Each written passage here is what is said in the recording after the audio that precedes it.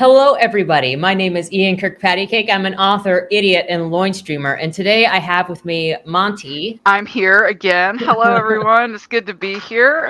I sooner rather than later, actually, because the last time I was doing a video with you was like before the Islam issue 2 thing was the other Islam one, and that was like a couple months ago. So this is like kind of a little bit more on schedule. Oh, and then Lucky Red. I forget about that book in Oh, yeah, general. we But did Lucky hello, Red. I forgot about Lucky Red. Ugh, my hi. Again, my name is Monty.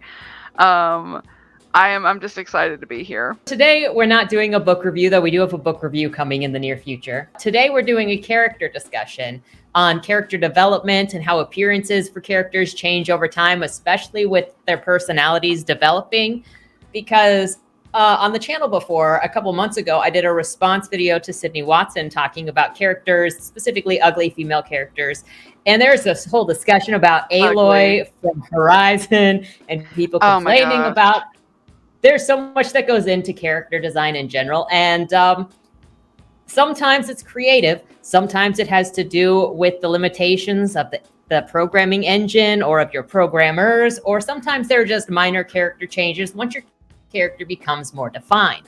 The problem with like putting out a series as you figure it out and develop it is that you might discover things about the characters that you're working on later as you go. So then they kind of change from how you initially thought about them. And so then that can change in appearances. Absolutely. So I just wanted to bring a conversation about like how character development happens, how personality of characters can change over time, and how that affects their appearances, to kind of give some insight into how character design works for at least some of us, because no character designer or writer works the exact same. No, not at all. You can peek into the Discord and see just how many different takes and different directions there are for how to create stuff. Oh yeah, absolutely. The one thing I'm most familiar with in terms of, seeing character creation is not something that I partake in, at least not anymore, because it never worked out for me in the long run, were character sheets. Like the name, date of birth, place of origin, things like that. I would do these things to get involved with role plays, because that could be one of the requirements that you would have to like fill out this character sheet if you wanted to role play with a certain person. And so I would do these things, and I would end up writing all this stuff down, and none of it would transfer into the character, and it just became such a pointless venture. So that's when I discovered that just writing the character, giving them a few basic facts about themselves, and then writing that character and discussing that character actually developed them a lot more than a character sheet ever did. So I stopped doing that type of thing. It might work for other people. It does not work for me personally. But I feel like people are unfamiliar with how some character creation does work. And it's not always one way of doing anything. Like there's always a bunch of different ways to do something. I feel like a lot of people don't understand just how easy it is to fall into this trap that you have to do things a specific way in order for it to be considered like the right way to do something. I don't know if that makes any sense, but that is the sort of environment that I was brought up into in terms of writing, was that I had to do all these things and have all these bells and whistles, and then I would do all these things and have all the bells and whistles, the flashcards, the character sheets, what have you, and it not make one bit of difference, because it would never transfer into the page, because the character would become a completely different person than what I had intended them to be in the first place. And that just proved to me that I am, I guess, a pantser, which I've never been a fan of that word anyway. I always liked the term gardener, discovery writer better, because pantser sounds kind of like an insult, but that's just my opinion. So, I don't know if you ever had the experience when you were in a group setting and somebody would want you to play a certain type of character, and then as you were developing the character, that it was just obstinate character. Like you didn't specifically go in to not do what the other person wanted, but your creativity just doesn't perform at the crack of a whip. And so when they're like, I want you to play this character type, the character that you've created goes in the entirely different direction. Yes, I've had that experience a lot. You would have no idea. Like I have a character, his name is Raphael, and he was supposed to be like a hothead, and I guess there's going to be some Teenage Mutant Ninja Turtle fans in the chat or whatever, or in the comment section, yes, I did take that name from Raphael the Ninja Turtle. But then he started to become more of like a very down to earth type of character. He didn't have a bad temper. He was a lot more friendly than his family was, and he was kind of like the liaison sort of person between his family and then the outside world. And he talked to people and was friendly with them, and he became a very cordial person, but also someone who stressed out over the fact that things weren't clean. And so if he was ever really stressed out, you would see him with like a trash bag in his hand or a feather duster, and he had this like crazed look on his face. Like, I had never intended that for him at all. He was supposed to be the titular bad boy character, but he turned into Mr. Mom, and I actually really like that. I've had that happen before a lot. This is actually how Sam and I really started becoming friends. Right. So we were in a role play together. I was invited by somebody that he constantly role played with, but that other person needed somebody to play. There were 3 brothers, and the oldest brother was supposed to be abusive, or at least, the other person wanted the oldest brother to be an abuser. Yeah. And so then I was DM'd because we'd role played a couple of times, and he's like, hey, you want to join this role play with Sam and I and be the older brother? And I was like, sure. And then he was so desperate, because this other guy was playing the youngest of the brothers. And he was so desperate to have my character be abusive to his character that it ended up that my character was developed to the point of just pretty much ignoring the crap out of the other guy's character. Because it was just like, he is so desperate for attention. And my character was in the military and coming back home because their parents died. So he had to deal with the estate and their will and the funeral and everything. And so then, since the youngest brother was so desperate for attention, Alois was just like, I don't have time for this, and just ended up ignoring the crap out of the youngest brother. And so then, since Sam was the middle child and was the one that Alois actually spoke to, then we started DMing on the side to develop their relationship together. That Honestly, kind of just included ignoring and kind of ridiculing the youngest brother, because the little brother was just an attention hog that so badly wanted attention so that he could go around to his friends and say he was being abused. And so then Alois was just like, screw this. And the middle brother was like a masseuse of sorts and was a very calm, chill person, while Alois was very high strung and kind of a type A personality. And then he was the one with all of this weight on him from their parents dying. Since he was the oldest brother, he had to deal with it. So then he had all of that stress. And so then Eliam, being the middle child, gave him someone to kind of somewhat rely on, since Eliam had actually been there. It was later found out between us as we developed the characters that Alois also had a complicated relationship with their parents and with Eliam specifically, because Alois was adopted when the parents thought that they couldn't have their own kid, and then Eliam came along, and all the attention that Alois got went to Eliam because it turns out they could have their own kid, and they were excited to have their own kid, and so then Alois kind of got ignored. That's sad. Yeah, I've been in situations like that before where I'm told that I have to play this specific archetype, and it never works out. Like, I never do it. I've never been able to do it because they start to develop into like a person. Like, if I just went in there willy-nilly pell-mell and was like, okay, I'll just play this archetype for you, then I'm not really going to get anything out of that. Like, I'm not going to get anything emotionally out of that. I'm not going to get anything creatively out of that. I'm just going to abandon it at some point and not continue forward. Like, if I don't have any sort of creative control over a situation or the character that I'm being told that I have to play, then I'm going to fucking hit the door, Betty. Or let them develop how they're supposed to develop. I don't even get so far as to go, if I do that, I'm going to get bored. In the character creation process, I have to like feel the character's voice. And then that has to pull me toward them, because if I don't feel that intuition or that impetus for that character voice, then there's not a character there. I can't force a character into existence. I couldn't play a character that I didn't have an emphasis to create either, because like there's a lot of weird people online, dude, that will try to get you to do certain things, and I would either leave and take that character with me, or the character would just develop into something that they did not want in the first place, and then that person would just leave, and then I would be on my own. So I can't just do what people like want out of me. When creating a character doesn't work that way. Like, oh, this is the character you're going to play. This is what he's going to do. not happening. And for some people that works. Again, this is just going to be kind of this is just going to be a conversation on how our character creation works and how we go about it, but there is no one singular way. But that's also something I think gets forgotten in the creative spaces, is that everybody creates differently, and then not all creative processes can work together. No. Because some people need stuff laid out and need stuff to be straightforward and then not change. And then other people like us are more able to kind of shift with the situation and adapt to the situation and change as we go forward. Yes, I would agree with that. That's one of the things I really like about discovery writing and discovering characters, is that they start to change and they react to certain situations in their own unique way. And then it's just fun to play with them, and like be that person that like brings them to life. It's fun.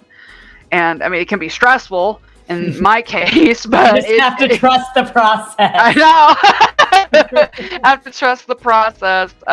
Years of being abused in role play will do things to you, man. Like, I mean, for me, it did. I had a bad effect from it, but I'm starting to learn to try and not do that. That's why I'm not going to decide all these different things for Kagura and Ishin Easties. So I'm just going to let her be herself, and that's it. So this leads into the perfect segue, but before we get too started in the whole rest of everything else, number one, if you enjoy what I do on this channel, please remember to like, share, and subscribe for more. Number two, if you would like to be featured on the channel, check out the links down in the description below. The number one way to be featured is through Lamwai, the monthly prompt writing contest, where I give you a prompt, you write a short story using that prompt, and the first Monday video of the month always tries to be specifically reading those prompts, because you guys are incredibly creative and it's just a good time.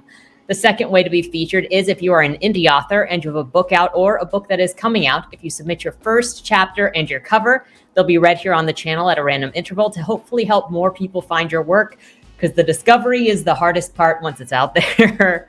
Yes. And the third thing is, if you would like to check out any of my books, especially for some of the characters that we're going to talk about today, the other ones are still in the process of being written, and you can only find them by watching the video game streams where we talk about them and develop stuff. Or join the Discord server and see the artwork that we'll post of them. So there's that. But if you would like to check out any of my work, judge me for my poor taste or excellent taste, depending on how you feel. You can get my books anywhere that you get books, including the library upon request. So with that said, the couple of books that stories we're going to talk about today are the Bodymore characters, and then we're going to seg that into the Noumena star characters, which belong to Golneth/Monty. And then we're going to talk about the Easties characters, which are their characters that don't have an official series title yet. We still have to work on that. But those are the characters that were inspired by playing the Yakuza games, which I do on Tuesday nights. And then we've got the Westies characters, which are part of the Legend of Bill Cassidy series, which is a Western series we're going to be working on. And those were inspired by playing Red Dead Redemption. Because, we get creativity everywhere. I know. Like, a lot of people don't understand or lend credence to inspiration from different things. It's like, I don't know why people think that they can just pull something out of their ass and then it's original. It's like, no, ideas derive from the form of other ideas and they become their own thing as you discover it. That's what I personally believe. So anytime, anyone's ever, talked to me about getting inspiration from like a fandom or a franchise or something as like being like a bad thing, I just think that's stupid, because that's not true. It's like, that's just not true. It's artists talking to other artists. That's always what happens. And that's always like something that I really liked, is I think about music that's been inspired by books, or books that are inspired by music, and nobody really has anything bad to say, or books that are inspired by poems. Mm-hmm. And it's just conversations between artists at different times, sometimes with artists that are no longer alive, carrying on those conversations. And that is one of the points of artists, to inspire others in one way or another. I've always said that there is a specific language that we all speak as artists, and we all understand it. And that is exactly what you just described, is inspiring each other and uplifting each other. And it could be anything. The smallest little thing that you can get inspiration from can just flourish and blossom into an entire thing, an entire big wonderful thing that is its own unique fingerprint to it. And that all comes from consuming art and consuming stories and whatever form they come to you in. And that's why I love it so much. Sometimes it's even smaller than that, like starting with these characters. So these are images of Karen and Val that were done by Anissa Burnell, because I had her do art for a lot of Bodymore characters. And these characters were specifically created, I feel like 10 years ago. I can't give you an exact date, but... They old, bitch. They old. And they weren't inspired by anything specific, except for the fact that Karen's image or Karen's visuals came from the model Lucky Blue. And then I know that initially with Val, when I talked to the artist, Anissa, I gave her his description of like what he was, which he is a bird in human form and he eats hearts and his little cocky personality. But initially the image that I'd first given her to kind of get him to have this look that he has was still a picture of Nick Bateman, who is a model. But that's like, he doesn't look anything like Nick Bateman because his personality influenced his jaw, his expression, his hair. But that was still like the starting reference. If you look at the models and then what they look like now, it's because it infused into their starting point and then became their own identities through the combination of the artist and I being in conversation and collaborating. That's awesome. Because when you just said that, like they just became their own thing, a lot of stuff that happened whenever I get to my turn and how a certain character kind of came to be is like, there were bits and pieces of her throughout like the course of time that I was like monitoring until she eventually kind of became her own thing and separated from the fandom that I was role playing with her in. And she sort of like flourished into her own story and became her own person outside of that, detached from that. I'm not going to say that those things did not help or that they weren't vital in her creation, but whenever the character that you've created for specifically what is referred to as fandom roleplay and they transcend that, that's usually a really good sign. I would think, at least for me, that's a good sign for me. And it's really interesting about this character when we get into it. But she actually started as one and then split off into two different people. But the root of who she was at some point was because of this character. So we'll get into that at some point. But what you said about that was just them becoming their own thing over something so small. See, it doesn't matter how big or small it is. It will become its own thing if you let it become its own thing. That's what I think. And that's what I personally partake in and enjoy. So then this was initially Joey's appearance when I created her in like 2010, 2011. This was her face claim. This is still how I imagined her when I was writing her in 2017, 2018. That's how I imagine her too. Actually, that's exactly how I see her because that's also how, like, when I hired the first artist to try to make a visualization of her, I gave her this image as well as like descriptions of appearance. But then obviously she had to be put in clothing. This is also why she's constantly wearing the skinny jeans and the band shirts. But then she needed an outfit to be given to the artist to draw her in. And because Bodymore's colors are purple, I just said a purple hoodie because she wears hoodies because she's constantly covered in bruises and whatever. So she just wears hoodies. But then they obviously gave her more body because the Joey on this side is much skinnier, which is how I describe her in the book. But then the artist took my description and added more and then added the blue because that was their own touch to her hair. Yeah, I see that. Also added the collar because I don't ever have her have a collar on because she gets choked by her dad. So she would never wear anything around her neck. Right, but that's just the artist's rendition. So then this was the image that I had to go off of as well as this when I hired Anissa to do the next one. And so then you get, that's still got Anissa's touch over even the other two images. But she also obviously went off the art, which you also see in this one. She's got a goofy little grin on her face, don't she? I can see the Joker too. And then this one was done by Camel. So obviously, like, started sticking with the purple because that was part of the Bodymore colors is the purple. Mm-hmm. And so then Sam also got the purple going on with the black, which is very similar. She would also, the black shirts make sense because Jag wears a bunch of black shirts since they both work at a body shop. And it's like, Why would he Some of wear those shirts. anything else to work? Because then you don't have to worry about stains if you just wear a black shirt. Oh, I mean, that's fair. Well, unless it's like a grease stain. Grease stains can actually show up on no matter how dark True. your shirt is. Like, But you can just buy the value dollar packs of these black shirts. the Dollar Tree down the street. Yeah, so who cares? So she would just wear those. But then, and like I would draw the same thing, where I would still just be exploring, trying to figure out how to draw her. Although at some point, was this in the 8th, not the 8th, but in August, I was drawing her in some different shirts where she's got like the plaid underneath. I saw to try to mess with it a little bit, but I still cannot draw her because the best version of having drawn her, because I still imagine her as, this over here. I just can't draw it, which is why I think your rendition of her is the closest to matching her mood, because you've also got her drawn skinny in the skinny way that she is, where she doesn't eat. Her diet is cigarettes and leftover pizza sometimes. Right. Also, I remember doing that and thinking, this girl is a string bean. Like, she's bone thin. And I gave her smaller breasts and more of a boxy frame. Because when girls are super skinny like that, they'll like, kind of like a pear kind of fan out just a little bit, not always. But I wanted to get that skinny look and apply that type of appearance to her, because I saw what you wanted from those references, not just the appearance, but also the general vibe from that particular time period and what you just showed, which is the aughts, right? That is like core 2006, 2007 right there. Emo alt style. And I knew exactly what you were like I kindled to it so much because I knew what you were talking about, and I wanted to emulate that, but I'm terrible at drawing clothes right now, dude. Like, all I know how to do is draw naked bodies. Hey, that's close. That's good enough. I know. I mean, fortunately, if you just draw skinny jeans, it's pretty much not clothing. Yeah, there are no folds. There are barely any folds.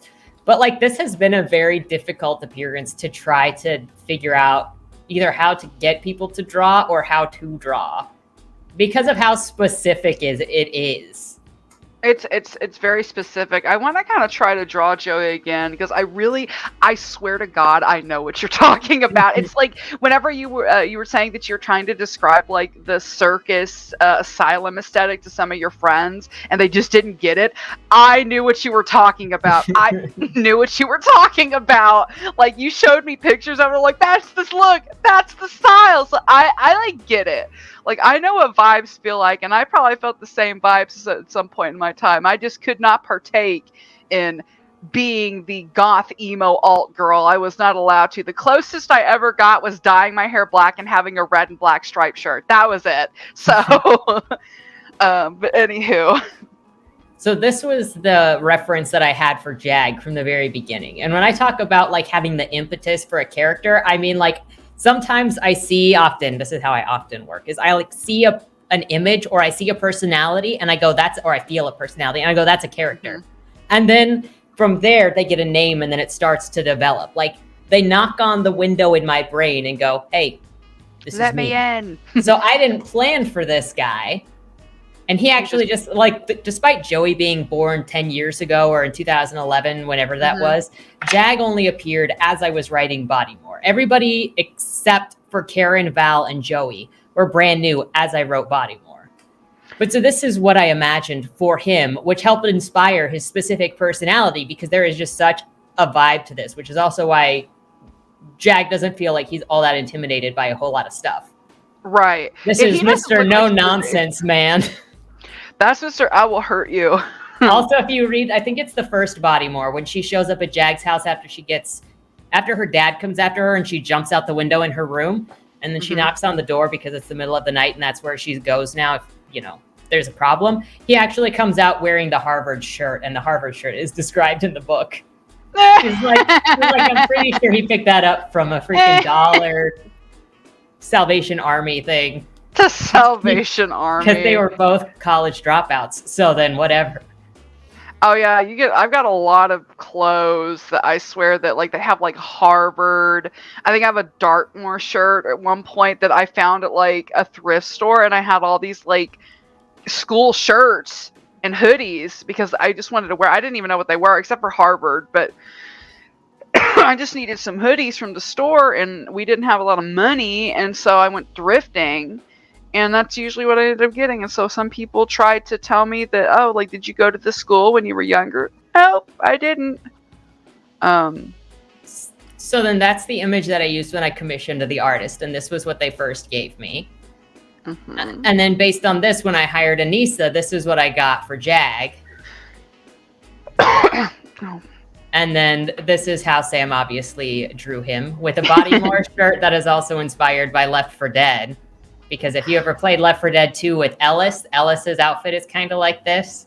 I kind of can see it. But he's got the bull shifter shirt. But Left 4 Dead 2 was also the first game that Sam and I streamed together. Oh, that's fun.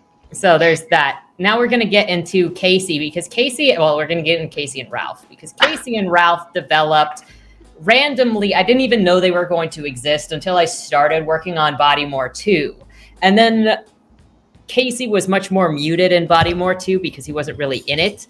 And Ralph was kind of the combination of the both of them when I did a first draft. And then as I did the revision, he came out more. But then it was as I was working on Bodymore 3 that Casey and Ralph's personalities really solidified. And it was also in talking to you, because at the end of last year, you and I were talking and developing our stories. You were doing Noumena and I was doing this. And your characters actually came to the bar that they run.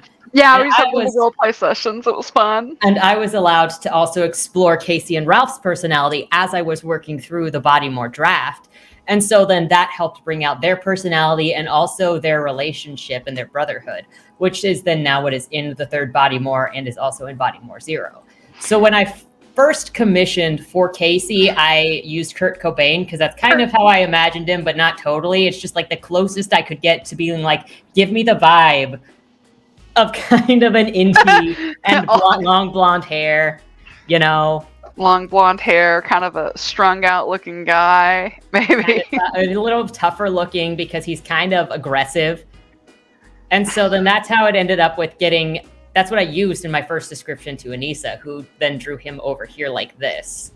And I've also got, all of their gear, their band's name was the Badass Idiot Train, and they used a lot of occultism visuals not because they believed in any of it, but because it's kind of a trope in rock and roll and show business that everything is Illuminati and occultism and magic is involved. So they're like, let's just put all this crap in here because it's kind of a trope.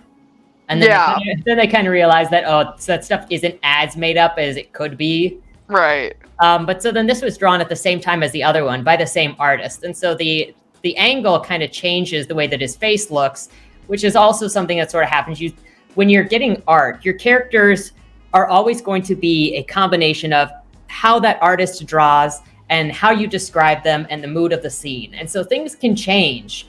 Yeah, exactly. Depending on the situation. So like a more softer version of him comes out here.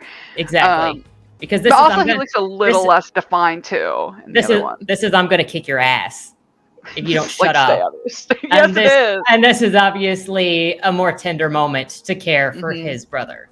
Yes. And then there's me trying to draw him where I try to get the long jaw and the long hair. It's probably closer to drawing him, but it's got his personality in it. Uh-huh. This has less of his personality in it because I just can't. Way less. That's also just testing. This has more of his personality in it just because I had an initial image, but it still doesn't really look like him. Yeah. But it's more the personality. Uh-huh. Then this is something that I had Anissa draw more recently that relates to Bodymore 0. And it relates to his younger self, who is insane. Kind of That's feisty. A psycho look. Fucking psycho. Like, yow. The look in his eyes and the teeth, it's so good. It is really good. Her teeth are good, dude. I hate drawing teeth. I love Anissa, dude. She's good. She's great. I love her artwork. I love the soft color. I love her. And then Monty recently drew this, which I would also credit to younger Casey. Because younger Casey is more insane. Like, if you look at this one, he looks more refined and held back. Obviously, for plot-related reasons, they don't age. So he's still technically the same age in this as he was in the bathroom scene, which is when he was 22. Physically. But you have a maturity here because he's changed as a person. Meanwhile, this is Casey coming out of freaking Taco Bell after murdering a guy. Taco Bell. Dude, I want Taco Bell now. Murder and Taco Bell just goes hand in hand. Yep. I gotta love Casey. Then the final character I have to show for Bodymore before we switch over to Noumena is this would be the reference that I use for Ralph. Wow. I know, and if I had him fully standing, this guy actually had a Starbucks cup in his hand over here, and he was skinny. Oh yeah, that's totally Ralph. Oh my god. I don't know about the Starbucks, but this is more or less what I imagined with the kind of curly hair, the pale, the skinnier. I immediately had the drummer vibes, and then this sort of tattoo. And so then when I hired Anissa, forever ago when I was working on Bodymore 2, and he was still fresh, this was the collaboration of all of the images that I gave her, which included like his clothing and his character description and his background. She also had character descriptions of like what their relationship was so that she could better understand how they related to each other. And so that's how she ended up with these. And that's how we also got this seance, where he also has the blue eyes for his spookiness. His spoopiness. When he's connecting to the other side. The black candles. I see that. I love all the little details she's got there in the corners and in the room. And apparently there's a staircase. That's why I thought there was an upstairs to the bar, because in the back there's a staircase. Do you see it? That's fair. But see, that was also had to do with I wasn't fully defined on like what their bar was, because even at the time when she was working on this, I hadn't fully determined the bar. Mm-hmm. Like the bar really only got more determined after when I started working on Bodymore 3, because there are actually scenes inside of the bar. Right. And so then when I hired for this, I just gave I didn't even know totally what their house looked like. And so then she just had general instructions, and she went with the general instructions that I gave. There's because like a sandbox here, Because as you develop, you just kind of go. Yeah. And you can see the changes as we go, because, then you drew them together. This was when we started having, combination of our stories together. But through discussion, this was all... I'm sorry, I didn't mean to laugh. Oh my God. This is also in December of last year, before more of Ralph's appearance started developing. And you'll see as we go forward a little bit more how much more it developed, because it's fairly accurate even back here. But a couple of things changed for him. And that was that we got a better idea of what his tattoos looked like, because I was talking to Monty about him, and we were figuring out more of how he became a medium and what it means and what his tattoos mean. And since she was actually working on this image at the time that I hired Anissa for my next one, then we were able to actually define these tattoos. And so then in the final image the last image that I got from Anissa was able to take those ideas of what the tattoos look like and fill them out on his body. So we got a more complete image of what Ralph looks like. And I don't think that there is a more accurate image of what Ralph looks like than this. I don't think so either. Like, I think that's like, it embodies him perfectly. It embodies him perfectly. The hair, the tattoos. Oh my gosh.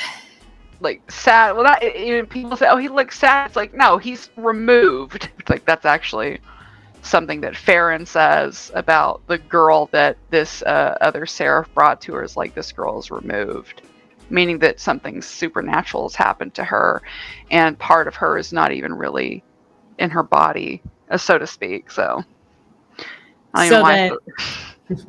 then that is.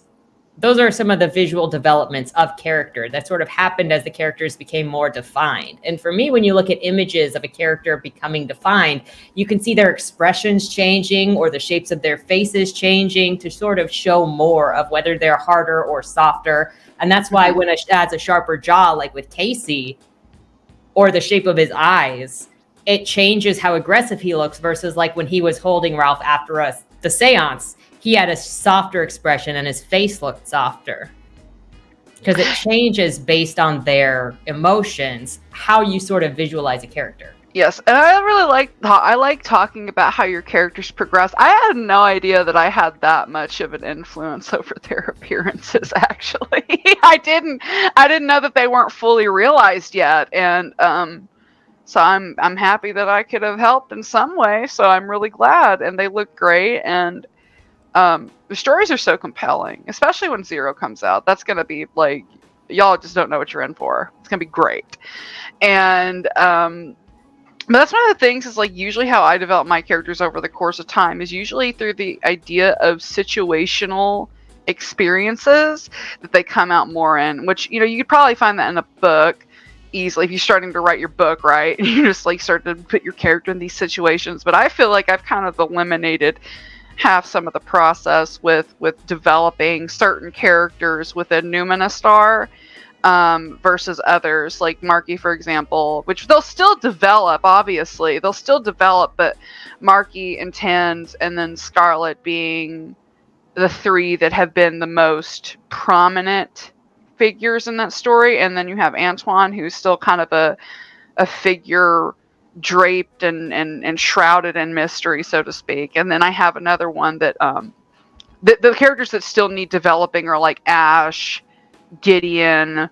I pretty much decided that I'm going to scrap Bird Dog because he's not coming through. So if he's going to shout out like a line that this character said this, and then my character will just play off of what your character said, and it just really brings out the personality a lot and helps me really understand them. So there's interesting how characters sort of come to be. Sometimes you find them on your own, other times other people help you, and sometimes just things come to be and you didn't expect it, and it turns out to be the really most best thing that ever happened in the world. So I'm kind of going off on a tangent here, but I guess I'll go ahead and start with my character, which is actually what I said before was like two characters who used to be one, but then split off into two different people.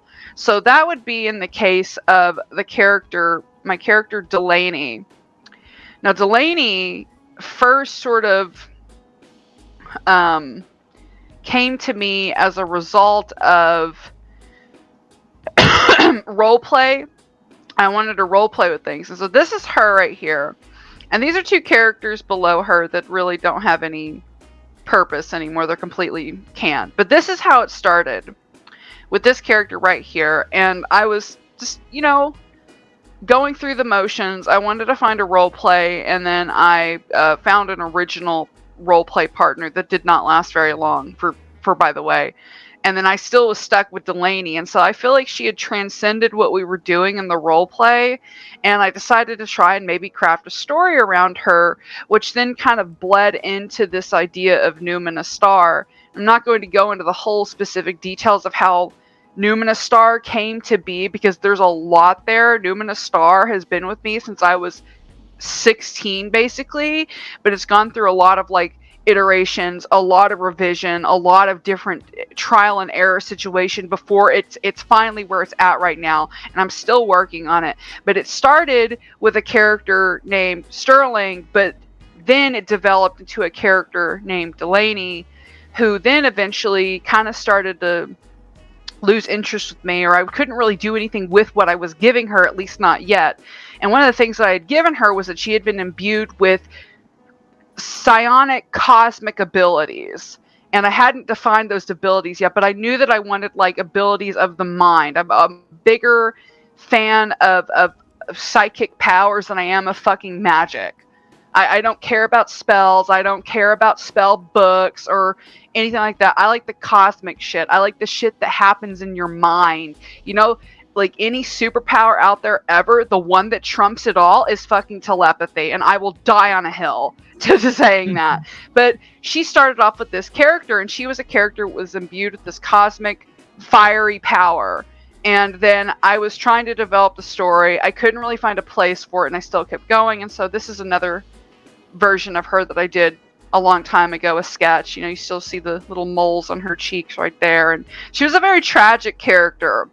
And of course, they're always tragic. I had these ideas of her being this child, or like this child who was born of a virgin woman, and then she ended up killing her at some point due to her powers awakening after being attacked by this group of people, and she ended up killing her mom in the process of doing so by like basically name-palming a fucking forest because of all this cosmic power that she had in her. It's really fucking cringy. But anyway, so that sort of became a thing. And then Antoine was also somebody that was also appeared in at that point too. When that moment in the forest happened where she like explodes basically and then destroys everything, including her mother. Mhm. And he appears to her saying that he had been waiting for her for a very long time. And then it cuts to whenever she is an adult and she is a part of an order that I had no name for at the time. And it all kind of came down to this like like this black long sleeve turtleneck dress, these robes in black, and then the one red hand. I really enjoyed the visual of that. And it showed her, you know, growing up, learning, you know, being taught by Antoine how to, you know, maintain and manage her abilities because she had more than one, but she couldn't use multiples at the same time because it would literally either put her in a coma or rip her mind in half. Like, literally. She would kill herself if she did any more than what she could do at any time.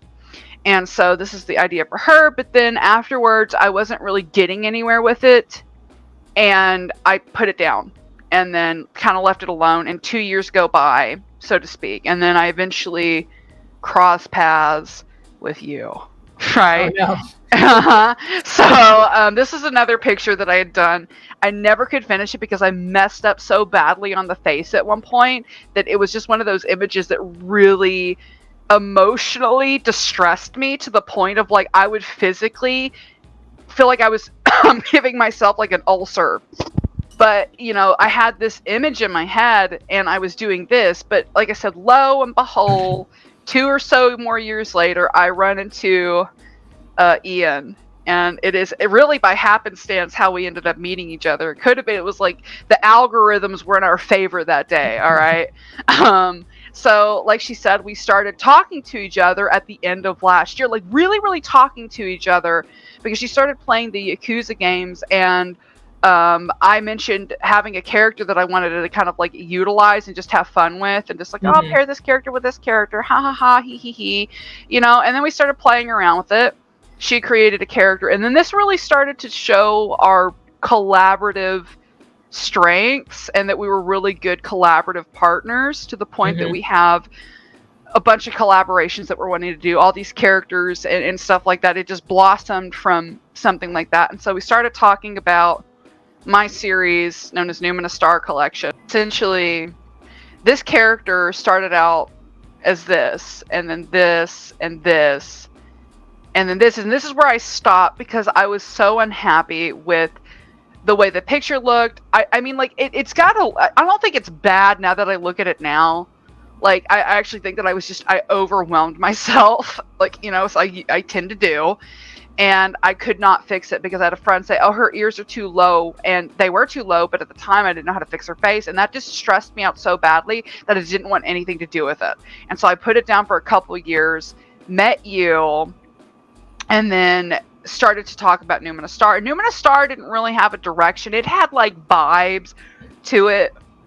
Like, I had like specific scenes in my head that I wanted to portray, but I didn't have a fully realized like story or plot to follow or anything like that. And I also only had that one character. I had Ant, and then I was trying to think of other people. But like I said, I had this idea for making them a part of like this order, which wears the black long sleeved, you know, dresses or robes, and have the red glove on their right hand, which is actually a callback to Paradise Lost, and not the song by, I forget his name, but it's not the song, you know. It's the story Paradise Lost. Like I said, I had this like the red right hand was supposed to like represent this idea of a striking fear into the fallen, right? You know, with the mighty right, vengeful right-handed red fist, something stupid like that. But I loved the imagery of it. I thought it was a cool and simple look.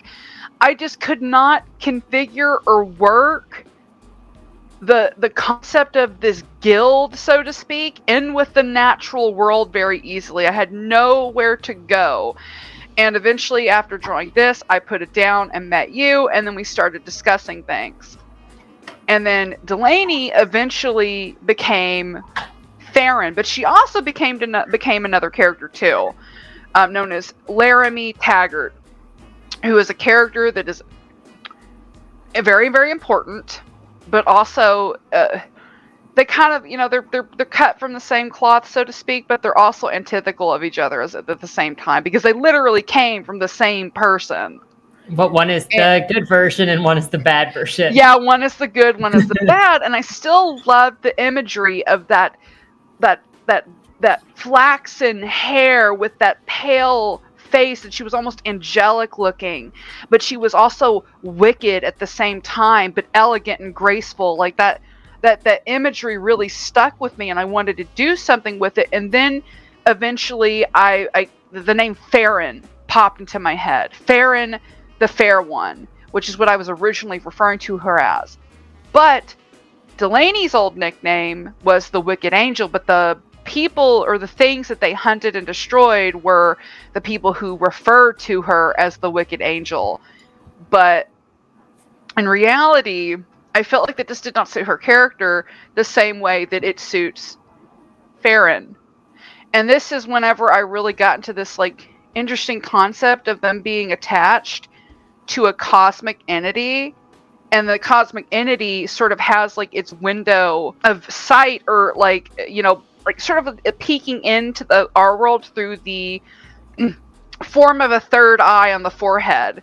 And so eventually, Farron birthed. She still had the red right hand, and the Seraph are a group of people that believe themselves to be closest to God, or their version, or what they think is God, right? Because seraphim in the Bible and Christian religion is that the seraphim are supposed to be the utmost high council, like, angels that are closest to God. So that's why they're referred to as the seraph or the seraphim, but I refer to them as just the seraph.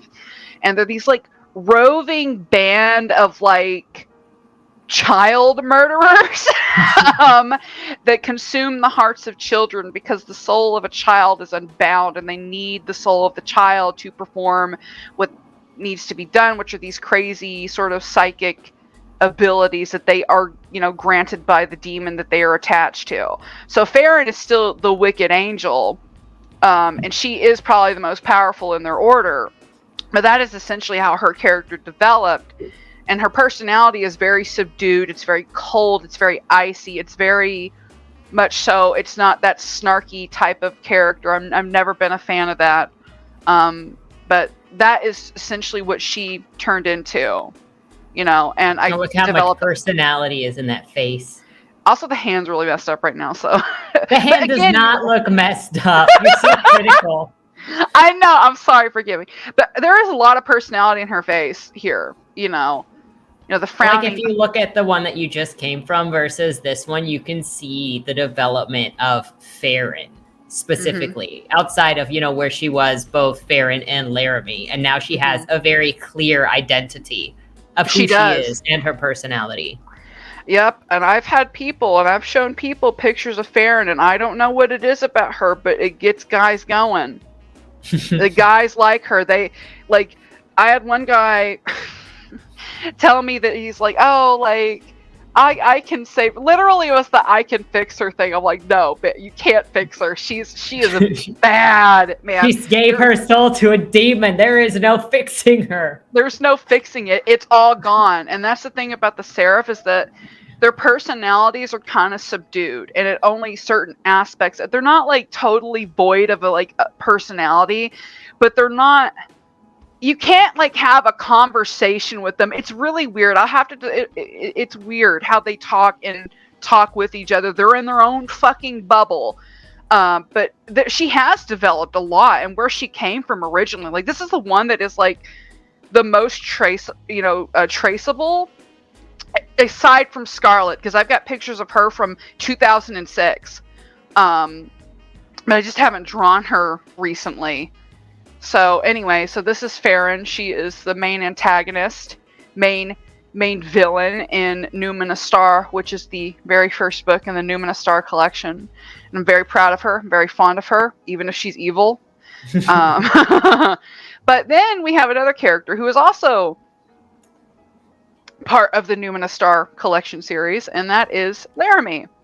Now, you can see bits and pieces of Delaney and Laramie in terms of like the beauty marks on her cheek right here, the 2 beauty marks on her cheek. Mm-hmm. But this is definitely someone who you would refer to as like an angel, and she exists back in like 1868, I believe is the official date, because there is a prequel book to Noumena, the Noumena series, which is referred to as, like, I'm calling it the farthest end of the rainbow.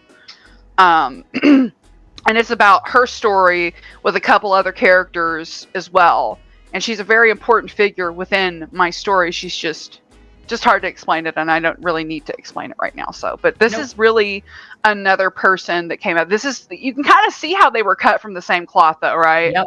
Well, like I'm just sitting here going, in before you get to the third book, Chapel Valley, and you see that Farron and Laramie are going to be like the end, like they're going to have to face off at some point. Yeah, I'm like, you're going to find that they're going to have to return, and who knows if you'll find that they are actually split of the same person, or all sorts of different ways that it could go.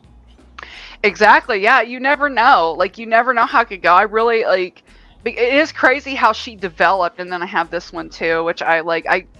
I knew I wanted to make it a character, but like my style, like I like to, I either go from like a semi-realism to kind of more anime look, I guess, but this still has my style all over it. But yep, there's a reason why she's got her eyes shut, and I'll leave that up to whenever the book comes out. But she is a figure that is very important to another character in the book, and I need to start drawing more of these bastards. I really do, because like I don't know why I didn't grab Tens, because there's not that much of him. There's not. I feel bad. I've not drawn Tens in a year, dude. I'm not giving him any love, and I feel terrible about it. But that is like one of the most traceable, like the lineage of this character started from this, and then stopped here, and then became this, and then this, and then these right here. So it's really crazy how that all just came to be and how she developed, and I just really loved that about her. It was a lot of fun, and sometimes some processes I feel like are slow. Like some characters just take forever to develop, but they come out when they come out, and they will develop quicker when it's their time. Yep. I feel like. I can tell you that Jan, I heard him when I was listening, or when I was watching Strange Angel. Like, I immediately heard character was named Jan. He has either Ukrainian or Russian. I knew that immediately, and he loved explosives. I didn't know where his story was going to take place. I didn't know if he was going to be the main character. I didn't know anything, but I knew immediately, like, he had an identity, and I felt him as a person the second that he existed. And then it was a couple of years later when I was having a discussion, and it was brought up, well, what if he does YouTube? And then just like his entire story fell in front of me. And he was he already had an entire personality. It was just, I just didn't know what to do with it. And then the story came, and then all of it was there. And his appearance has always been the same too, with the blonde hair and the blue eyes. And sometimes characters just come fully formed. You just don't know what to do with them. And then other times it takes forever, and you got to find that piece that just unlocks it, which in this case, like, I knew Jan as a person, but I couldn't do anything without that unlocking point that made it all fall into place. Right. You're I remember you talking to me or showing me the D1 version of Ralph, and how he was like a blend of Casey and Ralph. And so even though Casey probably existed as well, he always did. Like they also split into two different people at the same time, because as Casey started to develop, Ralph began to develop too into who he is. And so those two personalities split into the right people. Like, that's just the coolest thing to me. That's just the coolest thing to me, how it naturally just sort of happens as you go along and discover things. And that's one of the most remarkable things that I love about writing, is just this. I think Stephen King describes it as like getting in a car with only your headlights to just guide you through this big, vast valley. And as the light illuminates over everything, you discover more as you go, until you finally see everything. And I really like that. I really have always enjoyed that. So Ralph and Casey came into the story at the same time, but I always knew that Casey was dead, because even from the time that I started writing for the first time them into the Bodymore 2, Casey was kind of the secondary that Joey immediately recognized was a ghost. And then she also only went to that bar because it used to be, because it was owned by a couple of old bandies. because that's the entire name of the thing was Bates. And so that already existed. But Casey had always been, I imagined, as the secondary to Ralph. It was just that as I went into D2, I got more defined, with Ralph becoming more mystic in a way. And then it was actually in, I think, the second draft, maybe the third draft even, where at the end of Bodymore 2, Joey is in Lincoln Park, and she needs to be picked up because she doesn't want to call Jag to pick her up because she's having a moment. Yeah. And so then she calls Ralph. And in the first draft, Ralph actually came and picked her up because Ralph is always doing people favors. So of course he would go to her. But it was during the second draft or the third draft, whenever it was, I'd have to look. But it was one of those revisions where I was like, wait a second, Ralph doesn't leave the bar. I didn't know yet, but I was like, why is Ralph going? Ralph doesn't leave the bar. And so then I sent Casey instead. And that's when Casey first started developing himself as his own personality. And so then Ralph started becoming more subdued. And then it was only during Bodymore 3 where Casey started showing much more of his aggression. I mean, he was already aggressive and much of a showman in this Bodymore 2, but he didn't have very many parts in Bodymore 2. He was just sort of obviously the muscle for Ralph, which you even see in that picture that Anissa first did when it was only Bodymore 2. But then we get much more of his aggression and why he is aggressive in Bodymore 3. Yes. I love Casey, dude. I'm a little bit of a Casey simp, but he says join the club. Shut up. I was just gonna say something like, I kind of like, I know what you're talking about, because you know when you talk about double, like you feel like there's a team and somewhere involved, like you feel like there's got to be another person or something, and maybe that person is there, you just don't know what to do with them yet because maybe they're not ready to come on stage. But I've been in positions where I have felt deeply that this character requires another one, and I just do not know when or where they're going to come about.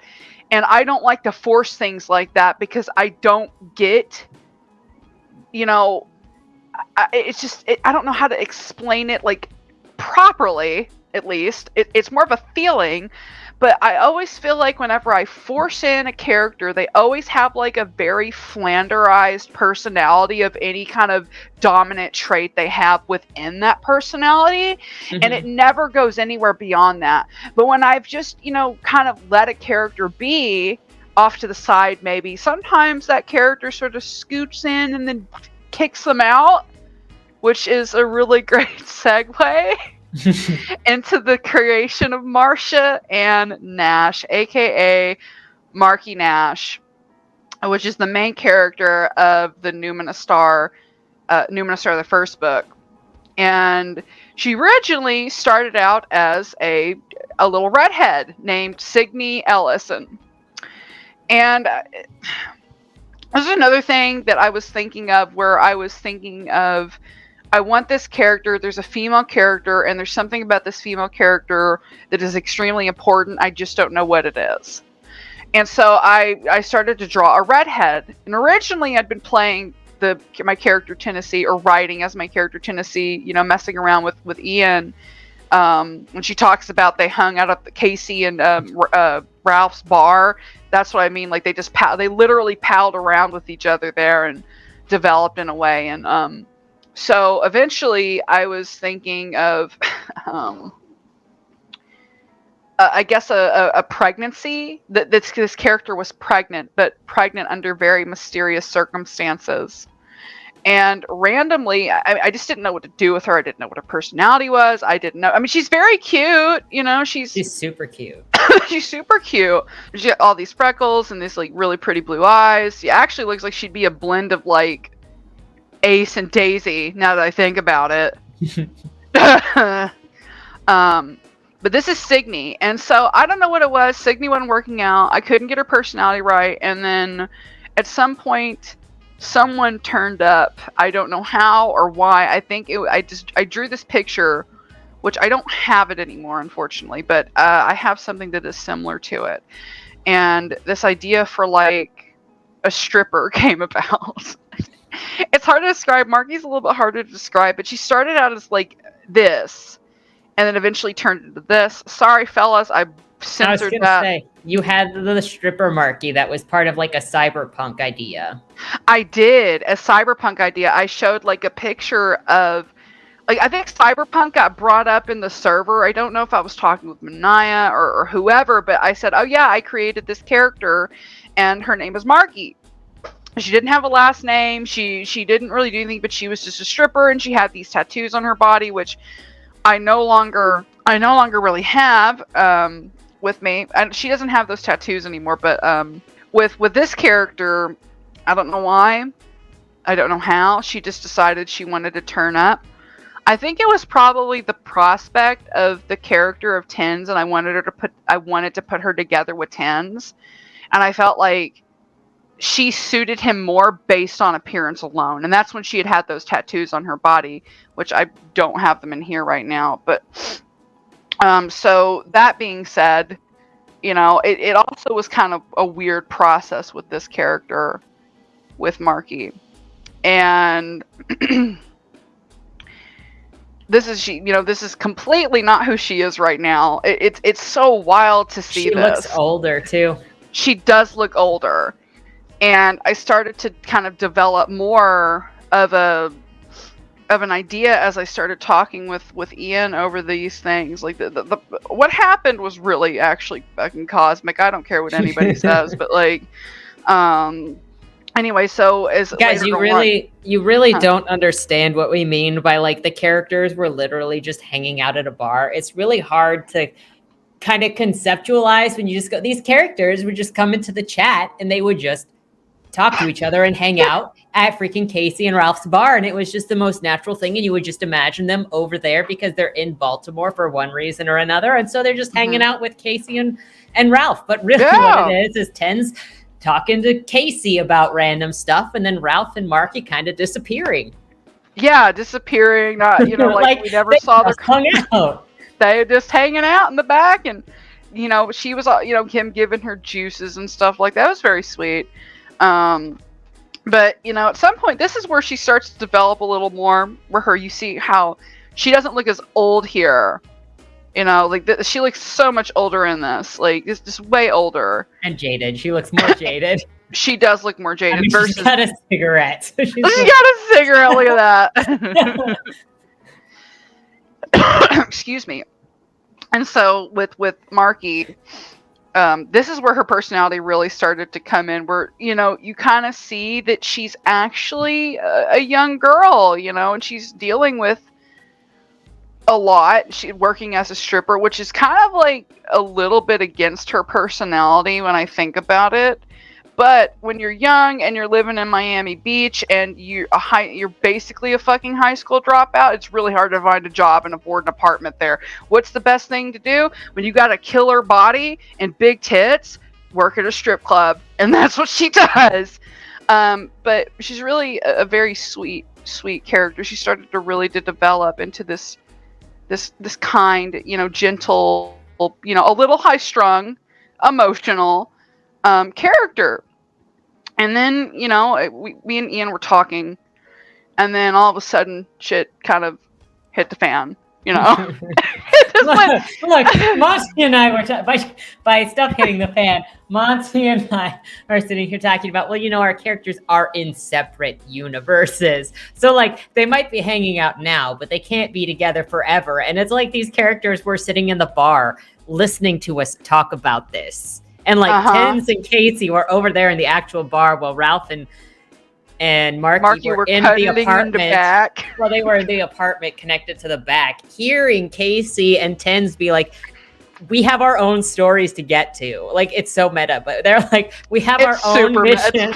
We have our own missions that we have to do. We can't stay in Baltimore. You can't keep Marky here, but they're getting really attached. What can we do? And Casey's like, I don't freaking know, but it's not my problem, but I can't do anything about this. Okay, man. I feel like Casey'd be the one to be like, let's just rip the Band-Aid off. Like, I don't think Casey wants to deal with it. He's like, she's your girl. You deal with it.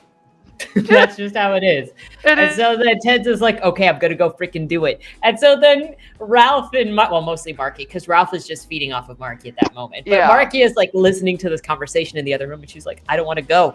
I don't want to go. I can't leave. And then Marky and I are like chatting, OC being like, what are we gonna do? These characters don't want to leave each other. What are we gonna do? Like, I literally felt such a deep remorse at the very idea of keeping them separated. It was so deep within me that I felt like I was mourning the passing of a friend, actually. Like, when I feel things very deeply with my work. Some people can say that's stupid and they can go fuck themselves, okay? So, like, that's just how I feel. I love having these emotions that I have towards my characters and my stories, and I did not want to separate them. So then we tried to just start kind of work this out. Okay, well, maybe we could work this out and see how it goes. We can just do what we will do, because we know they have to be separate, but we will do like a collaboration piece that is separate from Bodymore and separate from Noumena. A little booklet, like a companion novel or something. Be a separate, like, alternate universe where they bonus story where they do exist together. But then, like, within 2 or 3 weeks, we were like, no, that's just the second book in your series. Yeah, it was. Like, literally, that's it was the wildest thing. I knew what book 1 was going to be. I knew exactly what book 3 was. Well, sort of. I know exactly what book 3 is going to be. Though that might be going up in the air, and it might be changing, and some characters might be getting removed. I'll talk to you with you about it in a minute. But I knew that there was a book 1, and I knew what I wanted to do for book 1 once we started talking, and then I knew what I wanted to do for book 3, but I had no fucking idea what I wanted to do for book 2. I had none. No concept, no clue. And then this happened. I'm like, you know what? I think this was meant to be. I see it as clear as day now, that whenever we started doing this and these characters started interacting with each other, that I just could not fucking live with myself separating these two. And I mean, Marky literally kicked Signy out of the story. She did, so that she could go and meet Ralph at the bar. She did. She literally did. What was it, like, my man, my story, get out, basically. Yep. That's what she did. She came in and started to develop. In fact, her name used to be Marquisa, but I didn't like it because it sounded kind of too weeaboo-y. And then I was like, I don't know what else I can do. And then the name Marcia popped up into my head. Marcia Nash, a.k.a. Marky Nash. And I thought that sounded really good together, and it really suited her personality. Because what character's named Marcia anymore, let's be real. But Marky, but that makes sense for the name Marcia, Marky. Mm-hmm. Like, I think it makes sense, but, and so Lo, we have what she is right now. Her hair is much lighter. She's much sweeter looking.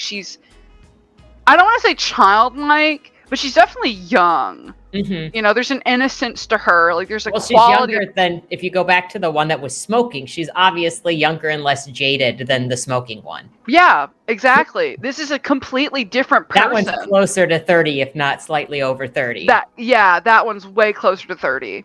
This one over here is like early 20s. Yep. And there's still, like, this is probably my favorite one right here. Just so sweet looking. Oh, there's the remnant of her tattoo. Look, right there. Yep. There, look at that. And then she has the cute little earrings and stuff in her hair. She's very, very, like, sweet character. And she is, but she gets into a whole ordeal. Is that the last? Oh, and then there's this one. This is, like, one of my favorite pictures. She is, this is, like, that shocked me, actually. I shocked myself. I was like, I forgot about that picture. It's so good. Yeah, thank you. I really like this. I really like what I did with the eyes, because that's something that has taken possession over her. And then part of her is coming through that, and that's why there's tears streaming down her face. And so this is an entity that appears in the second book, which is known as Grief Eater. So we have, like, Noumena Star, Grief Eater, Chapel Valley, and then the prequel book, The Farthest End of the Rainbow. Anything beyond that, I don't know. I'm not going to stress about it. I just need to get through these first, and then a couple other things. But this is really more of her personality starts to shine through here. Like, I still swear there's such an innocence about her There that is. matches Ralph's innocence versus this 30-something-year-old over here. And I love how it progressed. So you still see parts of her in this. Like, there's still a bit of, Marky in Signy, or Signy and Marky. And then you go here, she's older. And then here she starts to de-age. She looks more innocent and kind of like in over her head. And then you get this. And then there's still that innocence to her, but she's, she's not inept, but she's definitely a pure soul. Despite her surroundings, she is a pure soul. And being a pure soul in our worlds, essentially, is actually a very rare thing. And two existing at the same time is also very rare. And so that's sort of how we got into this idea of like them being soulmates, Marky and Ralph being soulmates, because they literally jumped worlds to be together. And that's just how I see that. But this is one of my favorite characters. I think she's so sweet. I love that she's got blue hair, red pillars beware. So just taking also, like, considering that's Chose that's also possessing her, like, you could probably assume that she's feeling what Chose feels when looking at Ralph, who is her other half. Feeling the hatred. So much pain. Yeah. I think that really, well, yeah, like, like, she knows what Chose wants to do to Ralph. Yeah, she does. She knows, and that freaks her out, man. Like, that, even saying that is an understatement. Saying anything like it's bad, it makes her feel terrible. Like, that's an understatement. It's like absolute and total. The idea of anybody ever trying to hurt him is like so against her soul, because he is her soulmate. He's the other half of her soul. It's so against everything that she loves about him and has always loved about him, even when she didn't know him. And that was like, it's wrong. It's absolutely just violating, like the most violating feeling that you can feel in your body. Like this disgusting, hateful, angry, just constant negativity, nothing but that inside of your body, fucking around with your soul and wanting to hurt the other half of your soul is a terrible fucking feeling that I can't even fathom the emotion, like, at all. And it's, I'm looking at her eyes now, because the Chose's got the orangey eyes, and it just makes me think of how, like, when Casey or any of the other ghosts kind of talk about giving in to those urges, the impulses of death and anger inside of them, they get kind of an orange-red sheen over their eyes. Yeah, dude. What? Oh, man. That was so cool. So it's highly possible that she can even see the influence that Chose has had in other people, such as Casey. I don't know if she will have this, so it's kind of us just talking. Oh, that's fine. If she sees that Casey was almost used by Chose to kill Ralph, that's also something that scares her, and that's why she's like, you know what? And now she's the puppet. Yeah. And like, she is, and it's hard to fight against that. It's the only thing really probably keeping her from being totally, fully possessed by him is the fact that she is, she's with child, but it's a very special child. So remember when I talked about earlier about Delaney being that character that was born of a virgin? Marky's a virgin, so I thought it'd be more interesting if I wrote about the woman who carried a baby that she has no idea how she conceived, and she's a virgin. And so there is still parts of Noumena, the original idea for Noumena, in the newer version, or the correct version, as it were, of Noumena, where I wanted to talk about pregnancy, because I feel like nobody fucking talks about pregnancy in books anymore. And I just thought of it being this type of very cosmic, reality that she's existing in, and having to like go through the motions of just being that person. Like, while they are cool, they are also not inherently a good thing. These powers are not something that makes them feel good or happy or anything like that. It's like the character Tins is like the sort of power that he embodies and inhabits him is very strong, and he can't always maintain it, and it ends up hurting him and other people, and he could possibly hurt and kill people by accident. You know, trying to maintain this living being that has that is inhabited you, while you also still have your own sort of like your own autonomy. Having these abilities, and the way it affects Ralph too is tremendously hard. You know, like he's not even part of himself. Like it's interesting. Like, but like a lot of these abilities are just not what they not good things. Like a lot of people think, oh, it's so cool, I can do all this neat shit, and then when you have these things and you have this responsibility, it can be debilitating at times. That's why you need your homies, you know, that's why you need to come together with people so you can stand together. That's why, you know, Ralph's not by himself and he has a caretaker. Samuel had a caretaker too, in the form of Sister Nanette, because these people can't do these things by themselves. But anyway, that's what I have for Noumena Star, and if it was all over the place, whatever, I don't have a complete, like, I said about as much as I could say, and I feel like I gave away a lot of spoil, but whatever, you know? Hey, they gotta go on the journey, and you didn't explain anything that's gonna happen in Noumena Star. You just talked about Marky. I did, didn't I? I love that girl. I love her so much. She's so cute, funny, and sweet, and innocent.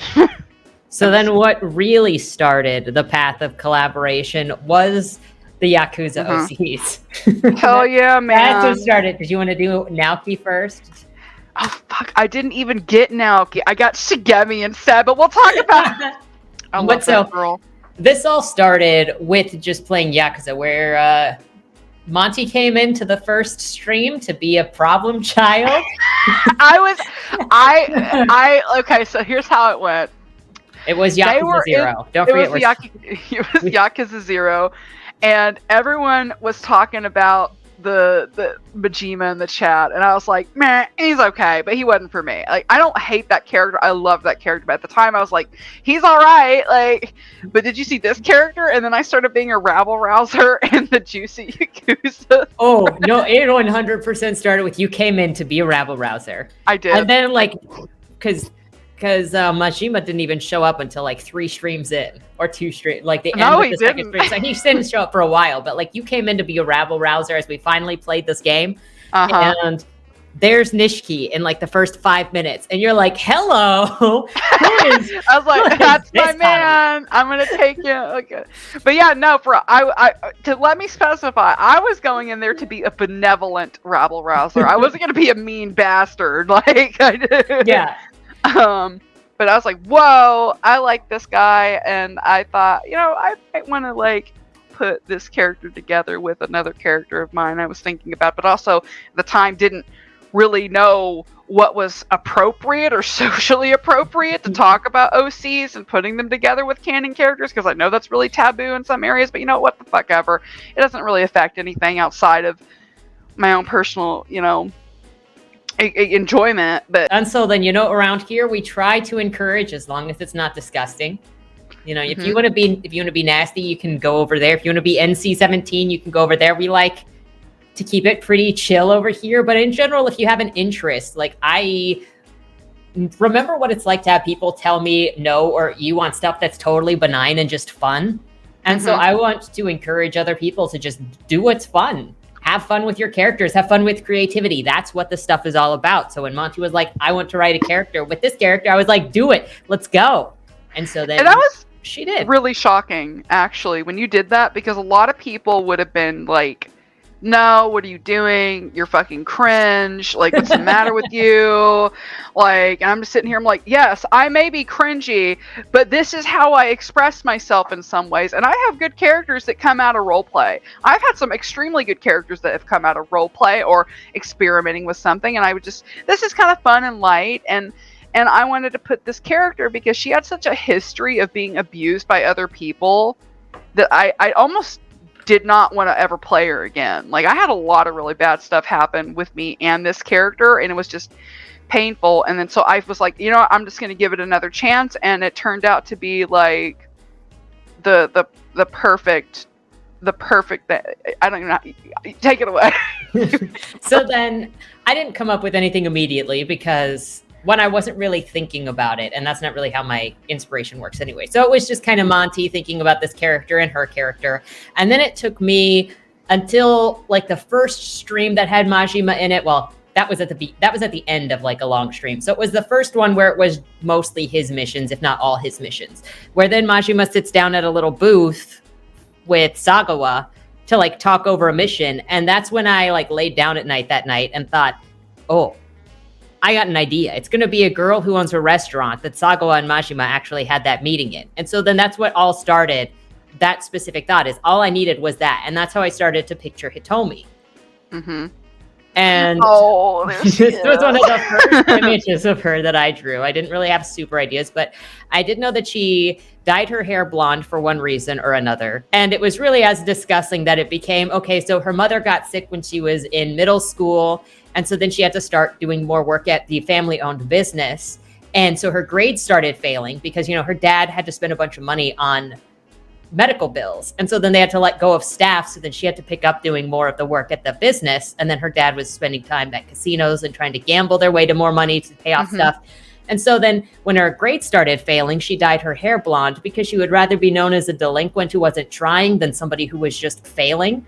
And it just felt less shameful to her. That makes sense to me. I mean, I honestly, it's like, it's kind of like taking the power back in a way. It's like kind of like, I see what you're doing there. So then that's eventually what developed with her. But so I didn't know what kind of clothing to draw her in. So it really just started out with these kind of white apron or crossed shirt and the black pants, because that's what you do. But then Sam, my best friend for like, you know, since the late aughts, drew this for Christmas that same year with Majima and Hitomi.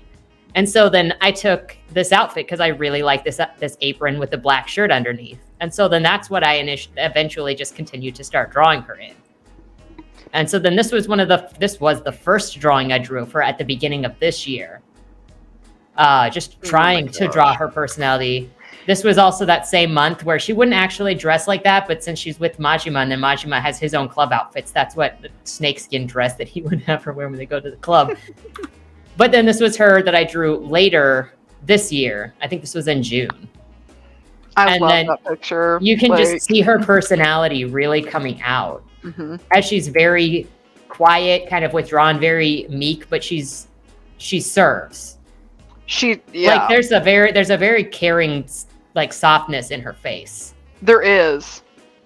And then this was more like when she met Majima, so that's her when she's younger. Oh, just saying welcome into the restaurant, washing some dishes. Yep, that's so cute. I love that. Was really her development. And so the creation of that led to the creation of the next generation, which was the children, which all have their own stories. The children. The children. That starts with they came fast. It was like they did come fast. Hitomi and Naoki existed and they became friends and we figured stuff out. And then like by November we were coming up with children. Oh yeah, because like Shigemi's birthday is November 19th.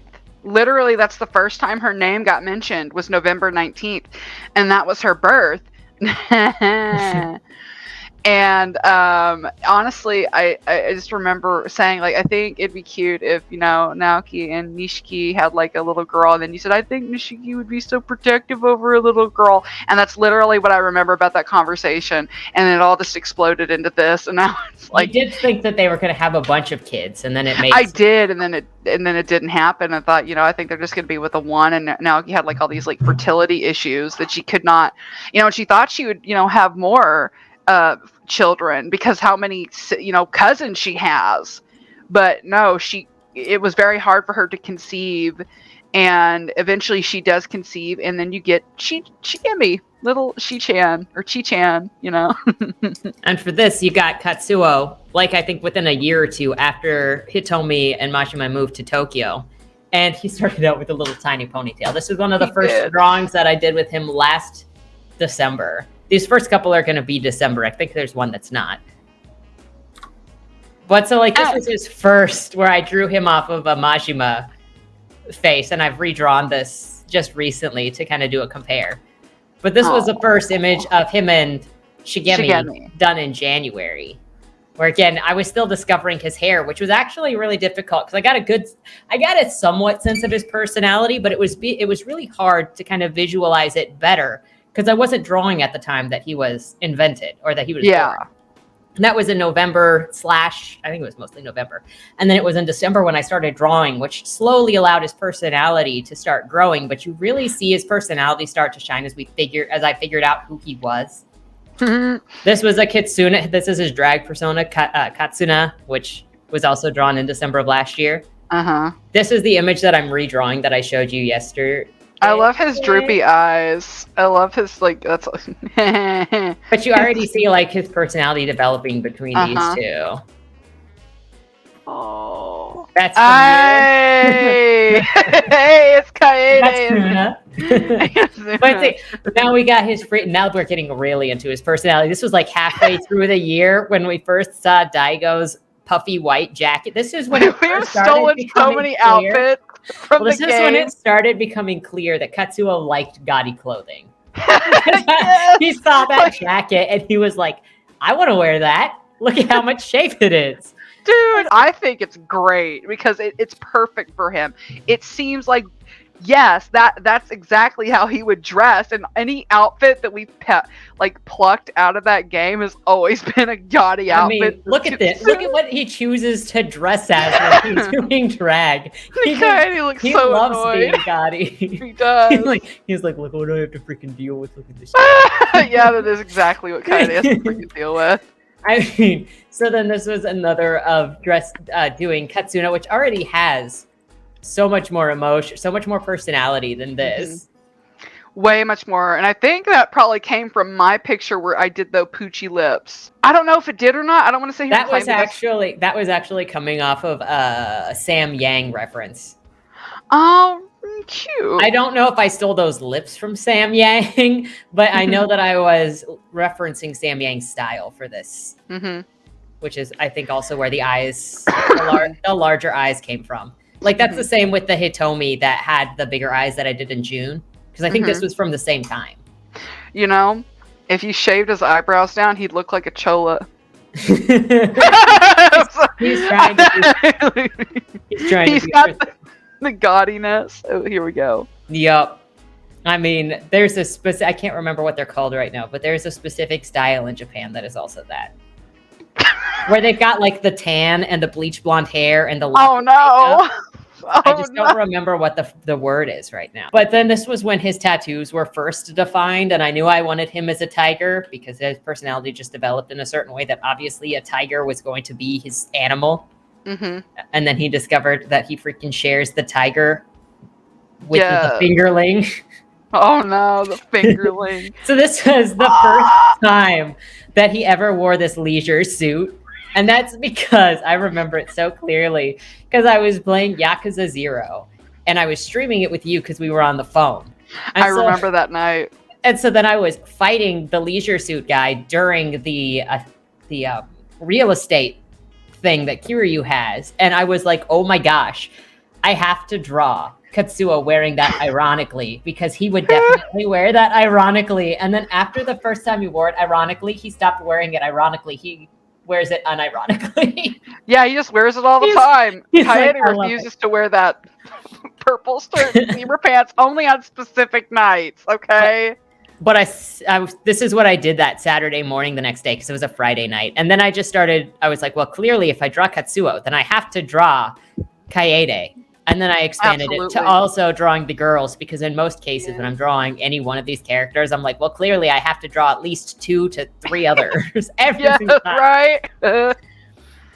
Like if you look at most of these, I have the counterparts for most of them. They're almost all in sets. I have a couple random ones that aren't, but like some of the next images are. But you could see his playful personality and certain things are drawn to him. Even when it doesn't look very good, it's still like, you're like, I can see you, Katsuo. Yeah, I mean, like seriously, like I've said this before, it's like if you, no matter how early you're starting out, if you can emulate a character, no matter how like advanced or not advanced you are, like that's a step above the rest. I'm just saying. He just likes the poochy lips, Poochy lips.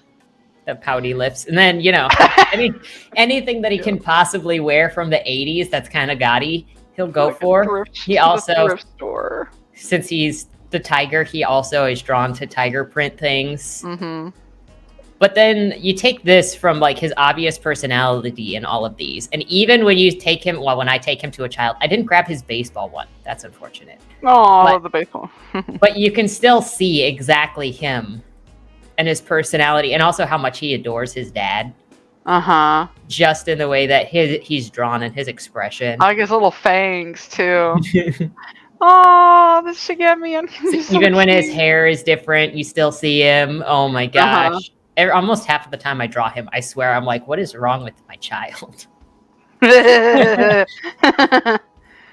is the first Ishin version of him that I drew. His name is actually Akihiro in Ishin style. Hey. This is the redraw that I did of, let's go the remix of that one. Oh my gosh, look at the way you've developed over time. That's so insane to me. I love watching the progress. I really do. That's technically the redraw of this one. Oh, they're so cute. I think some of these I've never even seen before. You're holding out on me. Ma'am. And then that's from a year ago, which he still got his cute little personality. He's just so confident. He loves his dad. It's in like everything.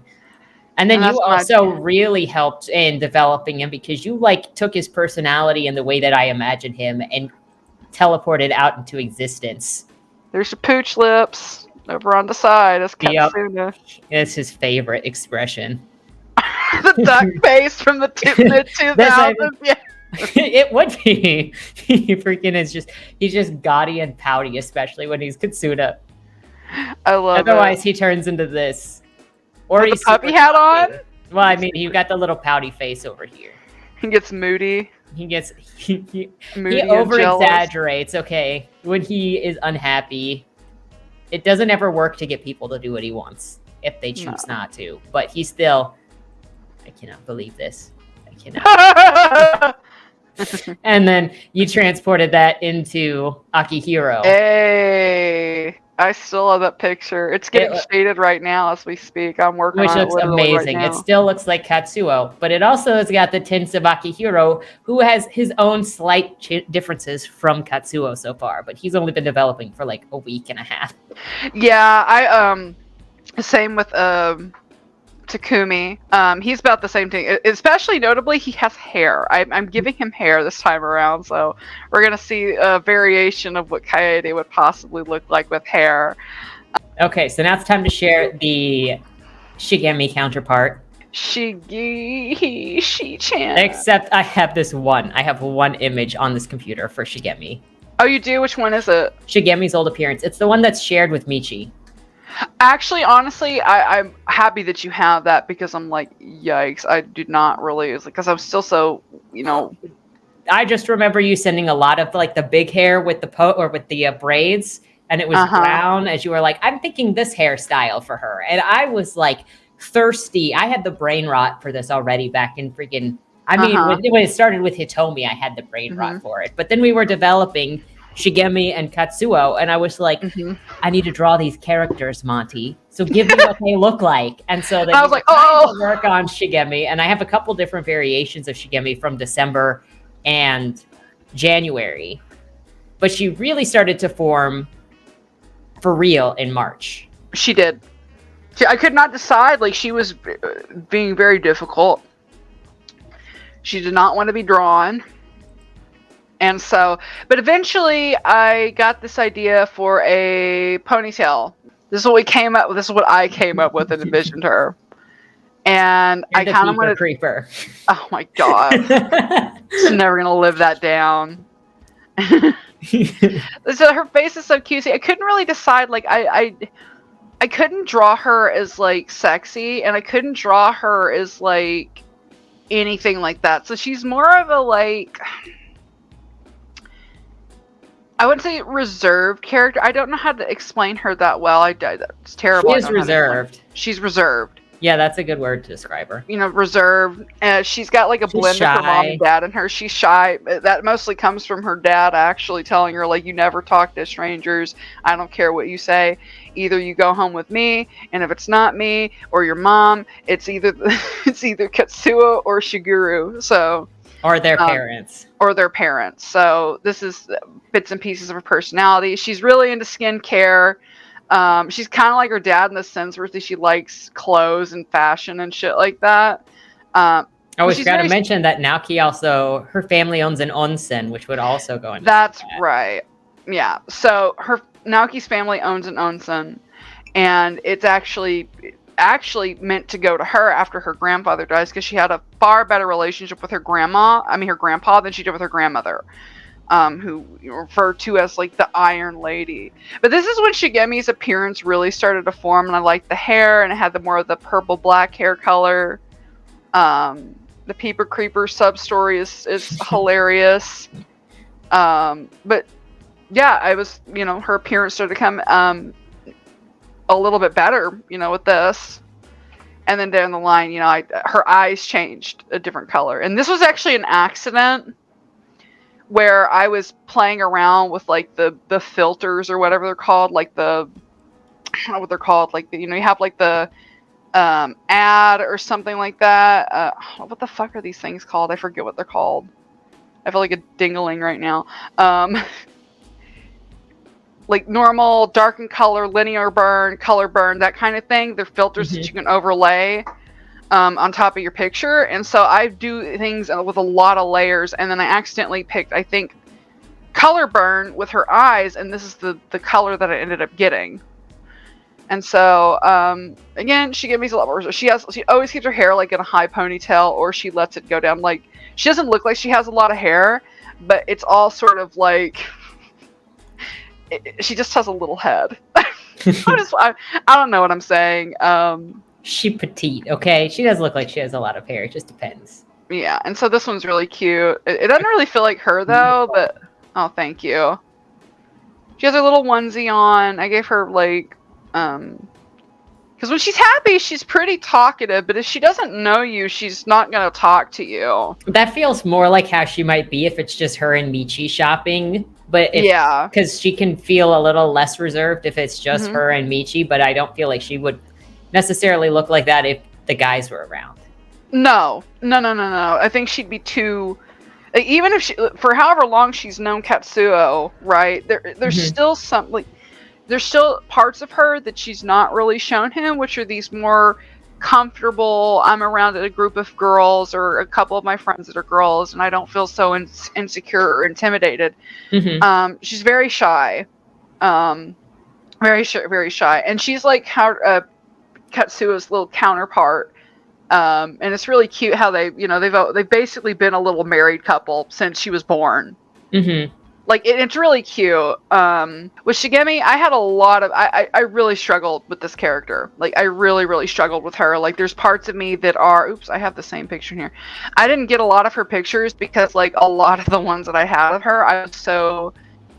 Like, I just had such a hard time with this character that I deleted a lot of the ones that I'd drawn. But what I also like about the evolving of her orange eyes is that it's also a reference to the koi, since...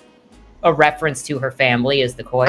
It really does do that for her. This one I definitely used a reference for, but that's one of my favorite pictures of Shigemi. And I feel like that is very quintessential to her. Like, it very speaks to her personality. It does. It really does speak to her personality. She's very soft. She's very shy. But I can see this being like a look where she's looking at Katsuo doing his thing over there, and it's just nice. Yeah, she always likes to observe him. He's really entertaining. But she also, like, it's like having part of herself just right there, I feel like Shigemi and Katsuo are also soulmates, I like how you talked about how he was super excited that there was going to be a little girl coming. And I thought that was cute. And he was like, "Can we get rid of Shigeru and replace him with Shigemi?" Like, Let's just leave Shiguru here. Yeah, let's leave Shigeru here and take her.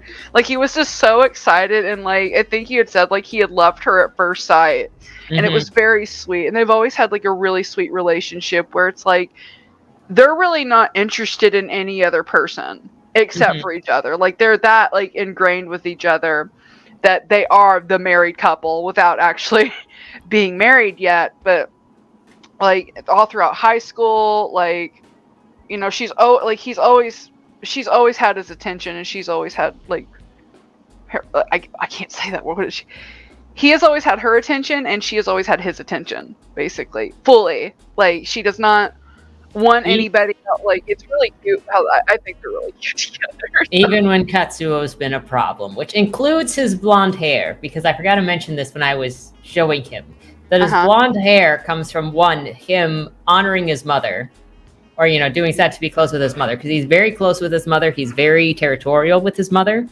She teaches them all how to cook since it's the Sato way, and that's they're part of their background since they owned a restaurant, and her family's restaurant passed down their recipes and all that. So she passed those down to her kids, and then she does spend time with her family through cooking, and Katsuo loves it. And he also becomes a crybaby when he's sick and asks his mom to come to him and bring him food.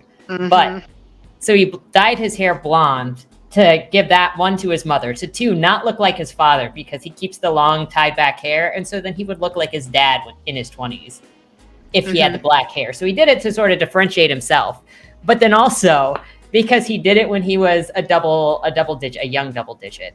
The school didn't like it because he looked like a delinquent. So then he started acting slightly more like a delinquent because he doesn't like to be told what to do.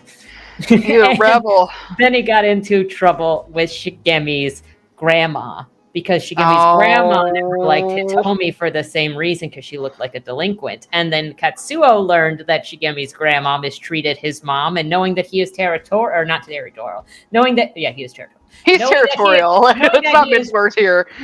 Knowing that he is protective of his mother, then he starts, testing boundaries with Shigemi's grandma, and Shigemi's grandma didn't really like it. No, he did. No, she ended up not putting any towels in his room, and then he decided, well, if you're not going to me any you're not going to give me any towels, I'm just going to walk out of here like this, naked. And Shigemi was just trying to defend his honor by putting a towel around him. Oh my goodness. But no, it's like she really cares a lot about him. And she doesn't want anyone to say anything bad about him, or he doesn't it's funny because he's not ashamed of himself in any way at all, and that was like what enabled him to be able to like walk around naked. And she's like, "No, you can't do that. You just scare everybody." And so she threw a towel around him and stuff like that. But that's always been an admirable trait that she kind of wishes that she had in herself. That. She wished she'd be a little bit more bold, but it's hard, it's hard for her to be bold. She's a subdued character, very reserved, shy, but, when she talks to you, she's soft-spoken and sweet, and,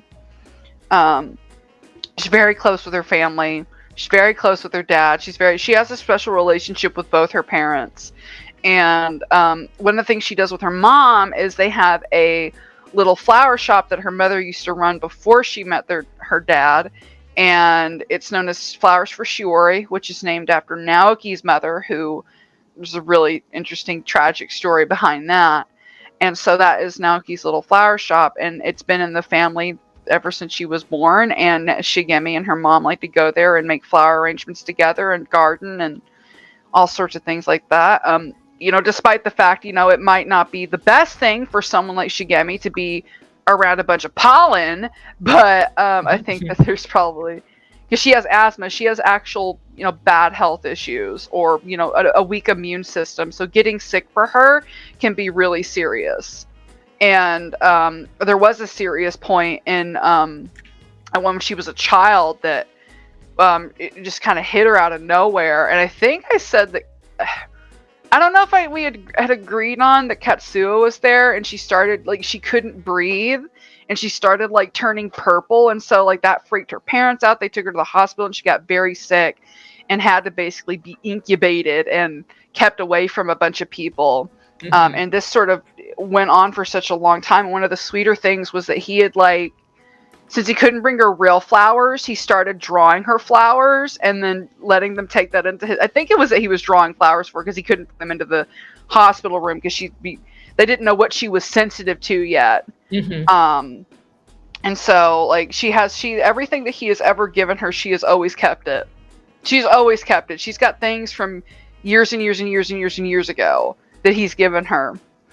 And there was really. So one of the first things that, and she wears it, is a little koi necklace he got for her after she finally got released from the hospital and after she finally fully recovered at home, which probably took about a month, and she, was permitted. She wasn't allowed to go outside, and she was kind of like, Naoki was worried. She was like, as young as she was kind of falling into a depression. And once she finally was able to go out, Katsuo won her a little koi fish necklace that she still wears to this day. They're really cute together, and they've always been like a little duo. Like they work well with each other. It's really cute. Which is perfect segue into Michi, because Michi was Shigemi's first introduction to what Katsuo had been up to after they were separated. Because when he was 18, there was a murder that was pinned on him, and he was sent away in order to kind of hide him. That's kind of the plot of book one. And so then he was sent to go and manage a club in another city, and Shigemi was not told where he went. 2 years later, she kind of saw him by chance and chased him down, and then they reunited. And then eventually she was introduced to the club that he was managing. And at that club was Katsuo's top girl, Michi. Now, this happened by accident. This was in December of last year, because obviously, if she goes into the club, you're going to need characters to talk to Shigemi that are members of that club. So I came up with this character who was such a throwaway character that I picked the name of somebody's cat. I forgot about that.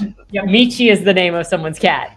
And so then I was just like, Michi. And I was like, she's a glamorous girl, and this was just going to be a throwaway. And she's just like, everybody at the club is super fond of Katsuo because he's a great guy, but nobody is trying to date him because there's just not that energy there. So, but Shigemi doesn't really know what's going on, and so it's kind of, at that time, kind of jealous, kind of sad, because stuff has developed a little more and the precision of all of that. But so this was my first attempt at drawing both of them at that time, which Michi didn't really have an appearance. I was just like, glam. Shigemi was going through whatever development, out her appearance. And so then I was just going off of what you gave me at that time, and eventually I obviously gave up on this picture because there was just nothing. I was like, no more. So I just didn't go back to it. It wouldn't be until March that Michi actually came up in the chat again, because this is where it ended. And so then we started talking about Michi cheering on Shigemi. This is when her personality really started to shine, is because Shigemi ran into the bathroom and started crying.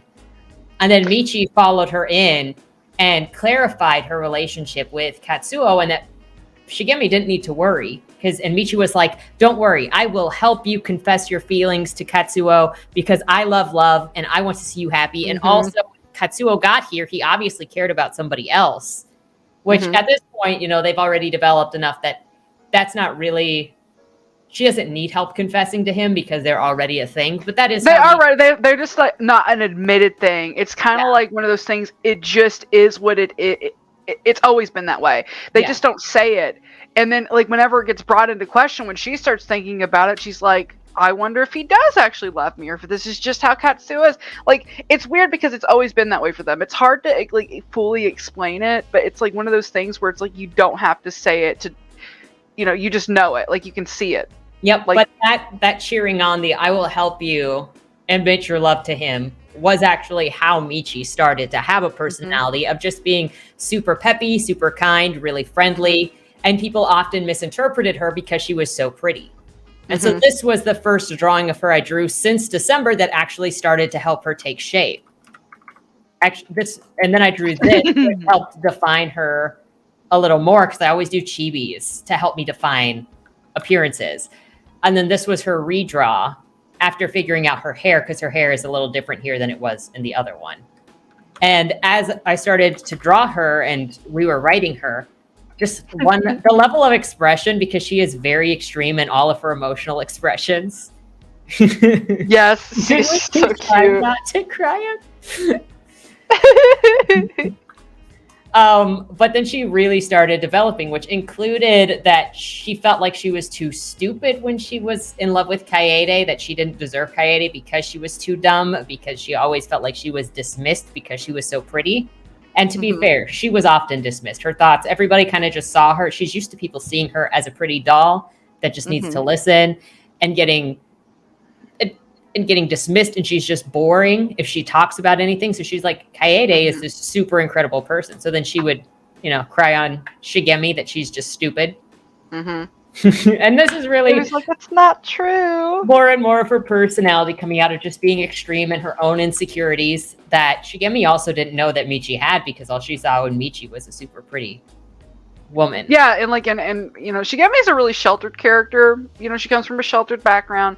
But even then, she's like, she would not have expected someone like Michi to have any insecurities. And so it's like a real an awakening moment for her, like an epiphany, I guess, that everyone feels these things. And it does make her feel better about her own insecurities, that she's not by herself, and that no matter how beautifully or perceivably beautiful somebody is to the outsider, right? Doesn't mean that these are still people, right? Still dealing with like human emotions and human problems and insecurities that stem from childhood. That stuff just does not go away, right? It shapes you. Your childhood and your life shapes you into who you become as an adult. And that includes insecurities. Why haven't you never showed me this? I did show you this. You did? I did show you this. I swear to God, I don't remember it. Look at it. This was also back when we talked about them going to Okinawa, and then they were hit on at the beach playing volleyball. And so then Shigemi and Michi also said, no, those are our boyfriends over there. And then later, Michi apologized to Kaede, saying, I'm sorry, earlier I lied and I said that you were my boyfriend, even though you're not my boyfriend. But then this was also her way of trying to like confess to him, because she was also awkward and thinking that she was not good enough for him. And that was like, but he thinks he's not good enough for.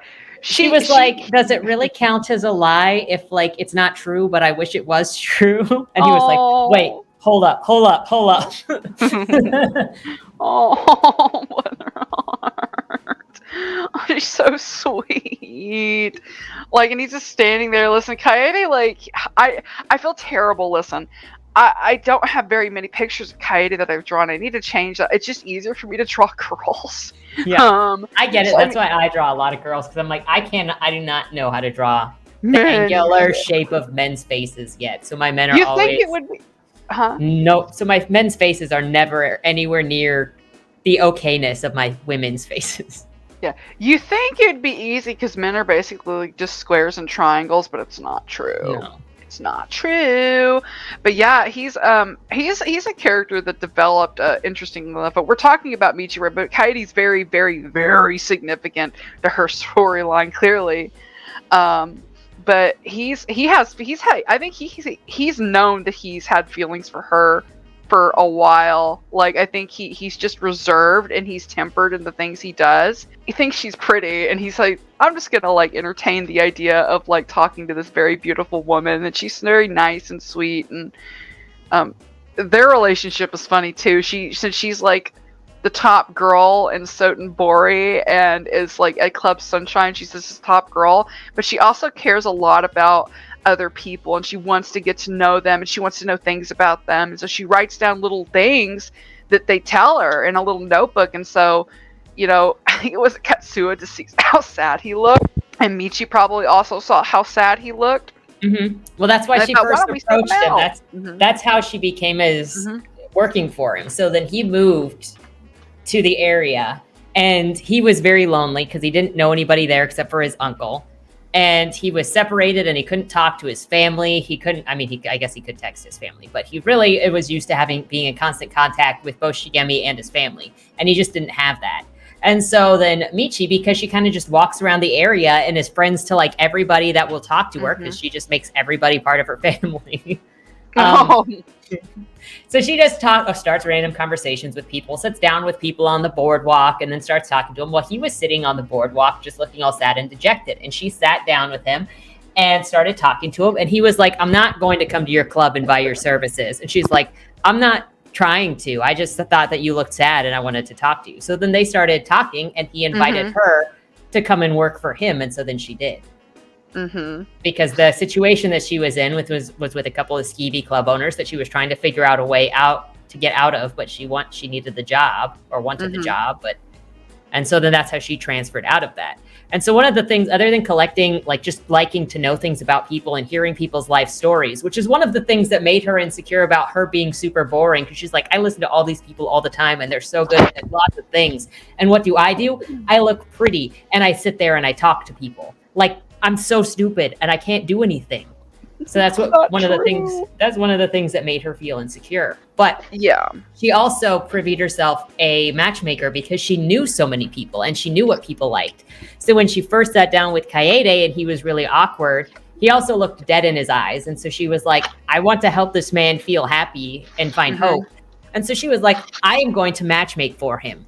So she started trying to hook him up with a variety of people that she thought would fit him without realizing he already had a crush on her. Yeah, he'd already singled her out. He'd already known. And it's funny because, like, he tries to hook him up with all these girls. And he's not mean to them. I'm sorry, but I'm not interested. But he'll walk them home and he'll be kind. Like, she's doing what she's trying to help him. She's doing what she thinks is trying to help him. And she thinks that a love of a good woman is something that could really help him. And, I mean, she's not wrong. It's just she keeps taking the wrong girls. Because...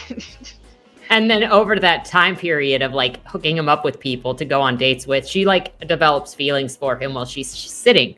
But she feels like it's an abuse of power. If she's like, well, he's trusted me all this time, and I told him that I would find him someone to love, so I can't be like, it's me. Yeah. I know, right? It's me. That's unethical. And so then it comes into Sotenborg when she's it comes in Okinawa when she's very, very nervous, where she's like, she has a tendency to just word vomit. Yeah. Word vomit. When she's excited about something, when she's nervous, like she'll go home and tell her grandparents just like nonstop talking. And it's just what she does. This was the first time that she wore this red dress that became one of the dresses that she generally wears. Oh, yeah, I love that red dress. She has a couple of dresses that are her typical dresses. One is the blue ballroom dress that I drew her in a bit earlier on, or a pageant dress. One of them is the red cocktail dress. And then the other one is like a black cocktail dress, which we'll get to. Oh. That was when we were discovering what happened to her parents. Before it got developed a little more. That's one of my favorite pictures of her. It's so cute. And so it's so her too. It is her. Ooh. This is also she loves the sundresses and she likes to wear stuff like this. One of her things is you can't frown when you're looking at a pretty girl in a yellow dress. It just makes you happy. Which you can just see the happiness and the personality radiating out of this. Oh, I know. It's so sweet. I think the set of pictures, because I got one for all four of them, are some of my favorite because they kind of encapsulate the characters' personalities and this style. Yes. Oh, I like that picture of her too. Your profile is glamorous. There we go. There we go. This was when her grandpa slapped her. Oh my gosh, yeah, you see the red cheek. Yep. And then she's just glamorous all the time. That one's really cute. There's the red dress. Essential personalities where you got she's just there to be cooperative and do what they need her to do. She's a hostess. This is what she do.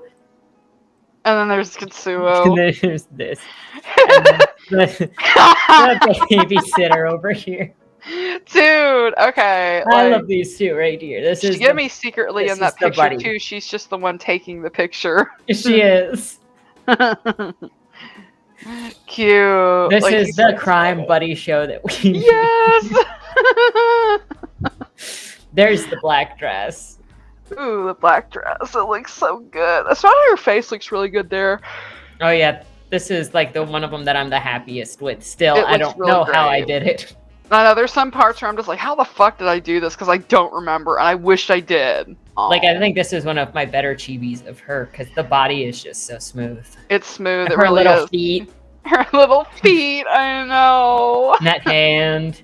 And then her boobs. I'm sorry. I mean, I said her hard body not is to notice smooth. them. Okay, it's like. I mean, that's how a lot of people feel. But you just see her personality a lot with the big expressions. It's very, very innocent in the way that she responds to things. I mean, even if you go back to when she's like, "I'm too stupid." And Shammi's like, "What are you talking about?" Like Shigemi would have never thought she was stupid, right? Like I don't think she like. There's just something. Oh, every time I see her cry, I get upset. I'm like, I want to hit somebody. Because she's so naturally a happy character, and she like spends her life trying to make other characters happy and other people just happy. When I'm unhappy, the most natural thing for me to draw is sad Michi. I don't know why. That was a really good picture of her She's too, though. Even the crying.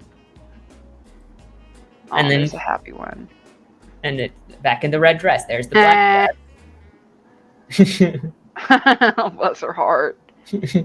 Oh, she's like, ooh. Oh, there's the Ishin. Which is Sachiko. Oh, that's one of my. I did that one. I just wanted to share these because, like, I clearly have a way that I draw her with her hair, and I think the other you and Sam both have drawn her hairs kind of different than I draw her hair. I know she's got some big old hair. Oh yeah, there's Sam's. Shigemi looks a little older.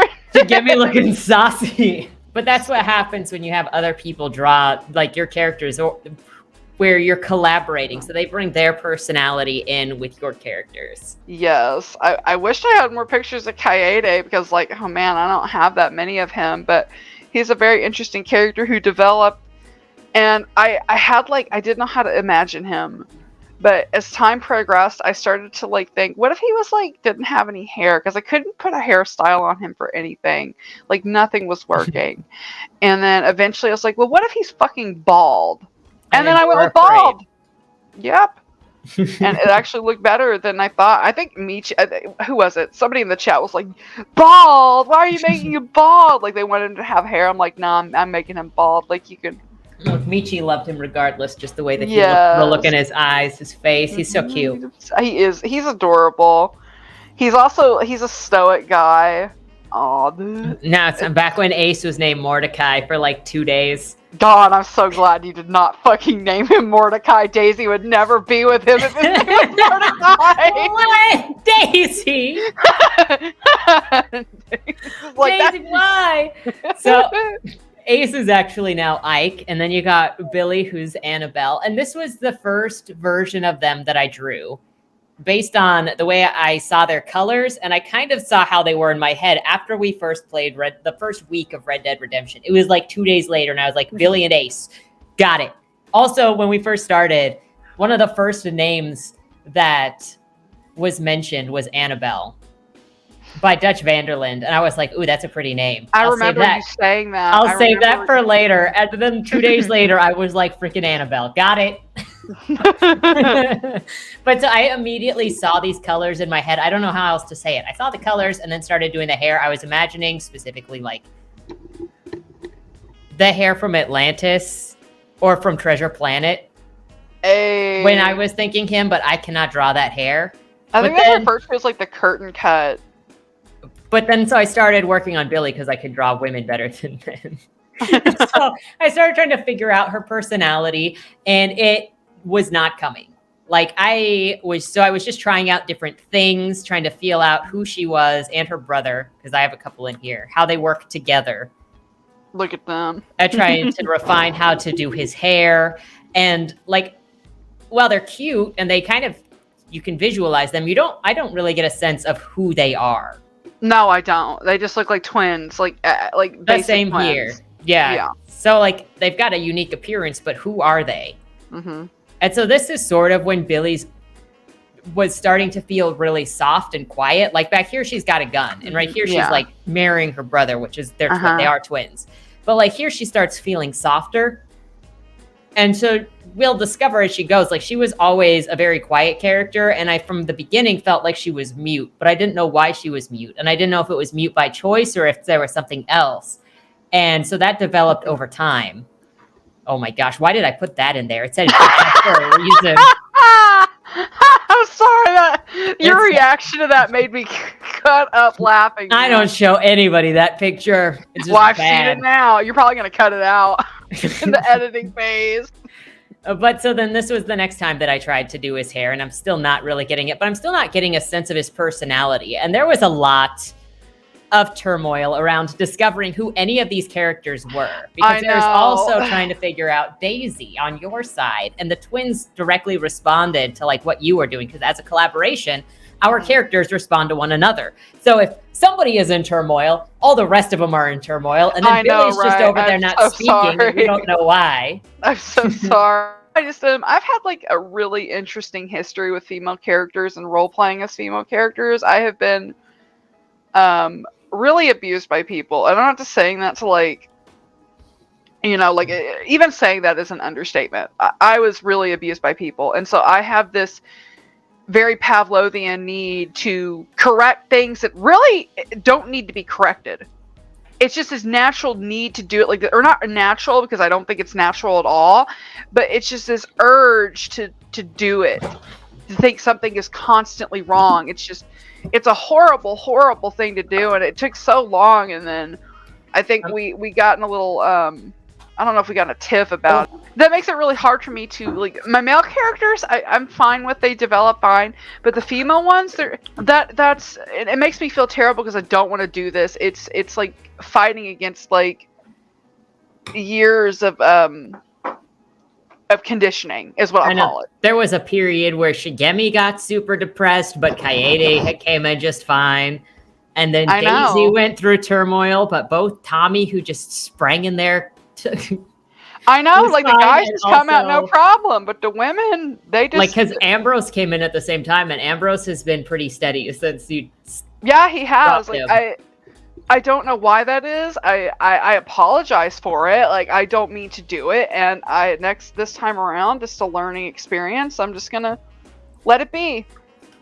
That's it. And so then, like, at this point, Tommy still didn't exist. Like, there's a point that I put all of the characters together so we could see kind of them develop. But it was at this point still that Tommy didn't really exist, or he just barely existed as a thought. And Tommy is their older brother.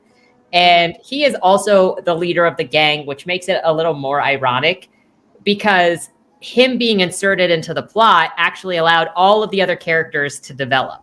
Because up until this point, you know, we had Daisy and Ambrose and the twins, but no real direction. And for some parts of it, like, Daisy started out French that didn't speak any English. Oh my God. Do you remember that? I do remember that. I'd forgotten all about it too. Then we had Billy, who was mute, and then Daisy, who was French. That would have been a fucking trip if I had stuck with that. And then Ambrose comes in, and it's like a wildly different story. Different story. And so there was a brief bit there where we were thinking it could be Weird Western with some supernatural elements and with cultism. Because you're trying to figure out how to use these characters and how they came together. And it always kind of started with Billy and Ace rescuing Daisy from something. Though initially it started with her being some sort of demonic sacrifice of sorts. Something like super cringy, like, but trust we were me. Still not getting like a good sense of any of their personalities, and Daisy was in turmoil. Yeah, I meant because I had her in the wrong the wrong storyline for her. I mean, she still has some of that storyline, but it's actually played up like a joke, and there's no some. Well, it's so much better. Like, you'll get it when we get there. So it's so important to mention just how this was before Tommy was inserted, especially because once the story is written and you actually see how he influences the twins and the whole group, it makes so much sense why he was necessary for the story. But so he's inserted as kind of an idea of an older brother. And so then we start developing Tommy as the older brother to the twins, but it really doesn't start to take off until like a week and a half later when I say, I think I have this idea for a girl with Tommy. Yeah. And I just see this girl who is from an upper class family who writes letters to him and has feelings for him. And then that developed into Marcella. Miss Marcella, Miss Mary. Which allowed Tommy to have the mission of he goes to see her all the time while he's doing his things. And as she came into play, where he's got this love story with Marcella, where he's not actually allowed to be with her, and she's kind of in captivity, but she doesn't really know it. Then we started to get the idea. You started to actually be able to free Daisy, her story, because now we've got this other captivity story. So what can Daisy do? It would have just been. And we started getting away from the supernatural elements because that just became too much to handle for all of the things already going on. So then Daisy was free to develop who she wanted to be. Yeah, and now Daisy's like fine. Like she's perfectly fine. She's developed into the character that she needs to be. Which still has the roots of what was initial, which is Desmond Sykes, because we always had this idea of them rescuing her from something, and then they were running from something. And initially it was Desmond Sykes that they were running from, who was trying to get her back. But it also made like no sense either, because there was no way I could, like, why not just go and get another person? Like, it was just a lot, and then figuring out the process, and it was very, it was turmoil. Like, I was in turmoil. Daisy was in turmoil. It was not a fun time for a moment. And then I was like, I think I need to stop. And then a couple of days go by, and I'm like, I don't really want to stop talking about these characters because I do like them. And then Tommy came in, and then Marcella came in, and then they like set up the path that, like, it would have been really dumb to have two captivity stories cycling each other. And then it's like one or the other would have had to been canceled out. And so I canceled out the cat, what the fuck was I trying to say? Cycled out the captive type of on Daisy's behalf, and just made it to where she, like, it's really funny how the twins get her out of that. She basically forces Billy to get her out of there. So what's happening is Daisy met a man through a dating service, long distance, and they were exchanging letters for a year before they decided to get married. So then Daisy heads out west and meets the man, and he's actually like 100 years old. He's super ancient. Like, she met and has had like 20 husbands. Like, has had 20 wives. I love how, like, every time the number, like, gets higher and more exaggerated, because, like, she's, like, I think the 7th wife that he's on, and they've all sort of died under the mysterious circumstances. Really, I bet they're just natural causes, and it just looks bad. But she got hashtag catfished. So, like, in freaking 1889. Yep. Because they did have matchmaking services back then to men who lived out west, and, you know, they could not really get a woman that easily because there were the male to female ratio was dominated by more men in the West.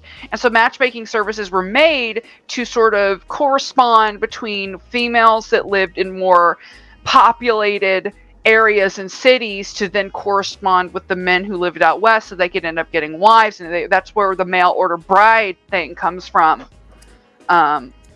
So she was a mail order bride, but it's not the way people think it is today, where you get like a foreign woman. However, Daisy got hornswoggled into this, and she's at her wedding. She's drunk as a skunk, or she's getting to be drunk as a skunk, and she stumbles across Billy casing the joint. Her and Ace have infiltrated the Sykes residence and are using the wedding ceremony or the reception as a means to sort of case it, right, and get some valuables.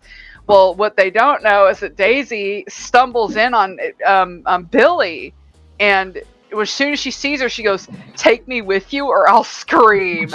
Like, so she basically threatens her, but she's also like trying to explain the situation, but since she's drunk, she's doing what Michi does, and she's babbling. And that's when the number of wives that Desmond Sykes has had starts to like exaggerate and become like, the number keeps going up because she's panicking. It's just funny. So then Billy is not a bad person. Like, they're thieves, and Ace is kind of trigger happy at times. But they're not actually terrible people. So Billy doesn't, one, want to leave her in a bad situation, but two, she was also threatened. And Billy is pretty meek. Like, Billy does not try to cause any waves. And so the easiest way to get out of this situation is just to take the woman with her and leave.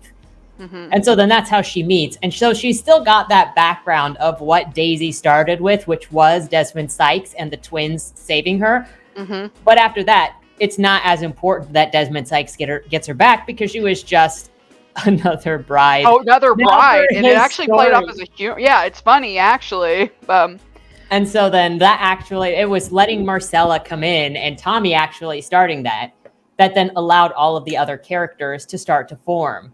Absolutely. And Little she angel. came in very, very clear with her hair, with her blonde hair and her hair tied back, this really sweet look on her face because she was very nice. And so then that started to allow the other characters to form, which is, Billy's kind of a bush cat because she She's a bush grew up baby.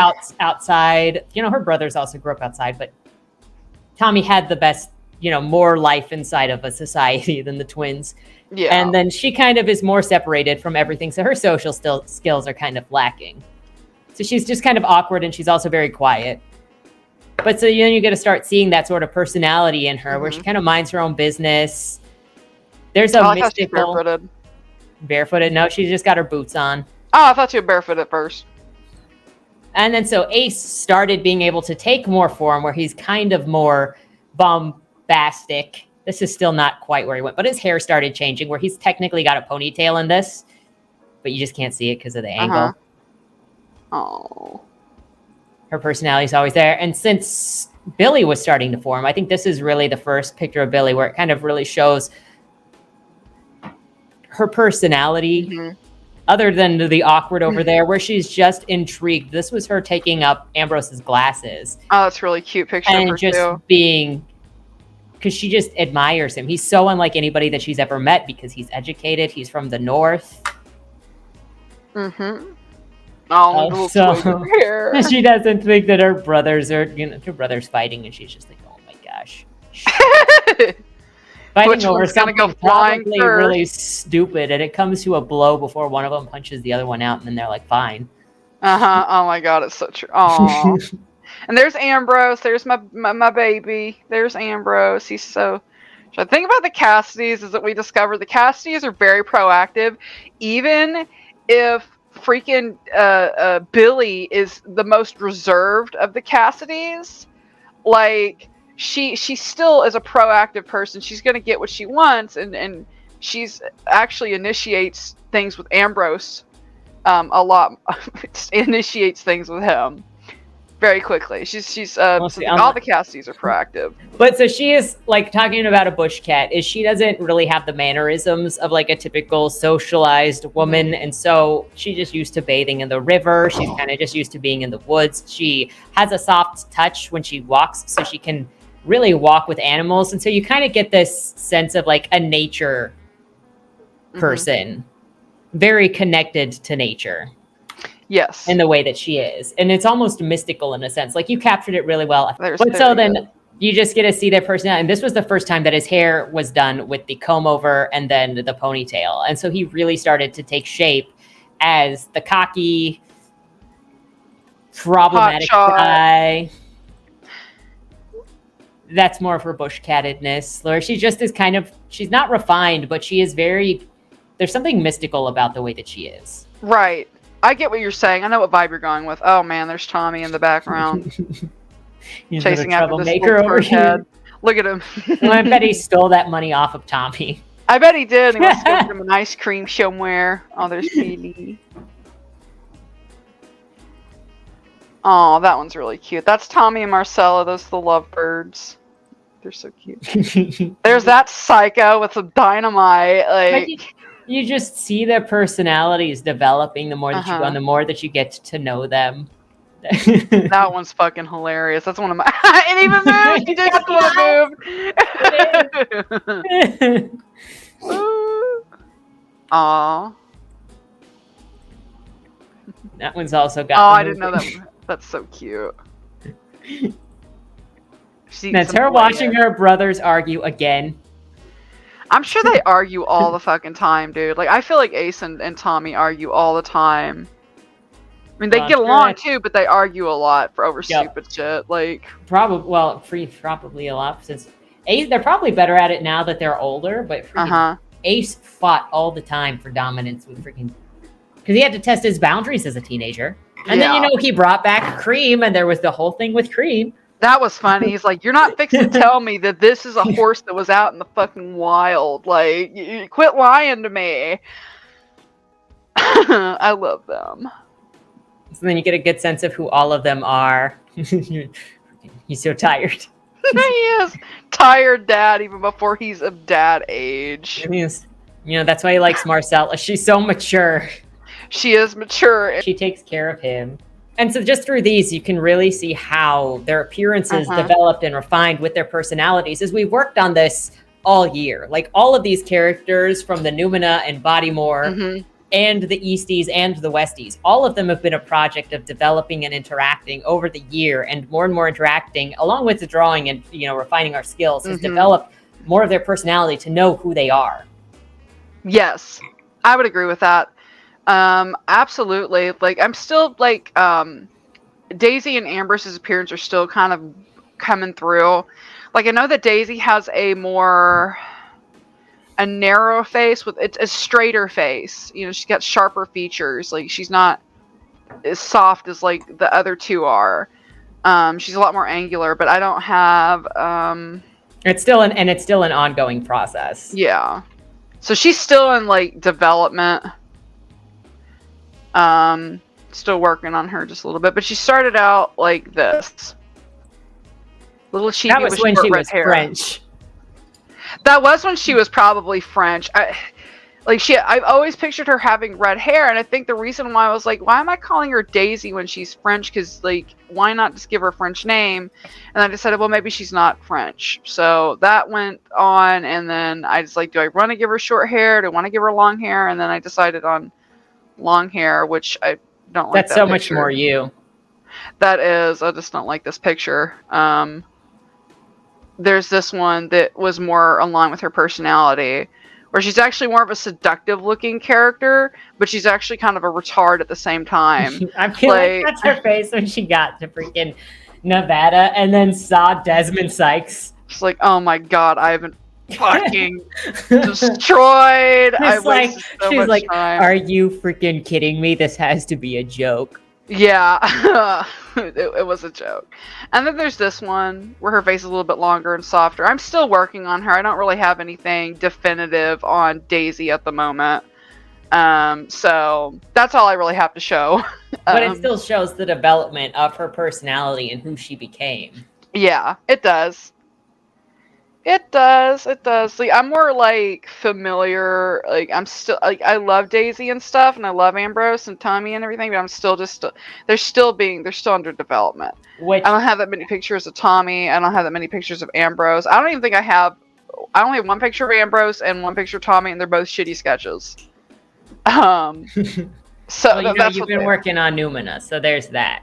And that is true. They'll come in more as we actually work more on the Legend of Bill Cassidy, because that's only like 22,000 words in, and Daisy is only just barely introduced. Like I haven't even gotten Ace back to camp after they've sprung Daisy, and that means that they haven't met Ambrose yet. So he comes back. Billy stole the bride. That's not what you're going there for.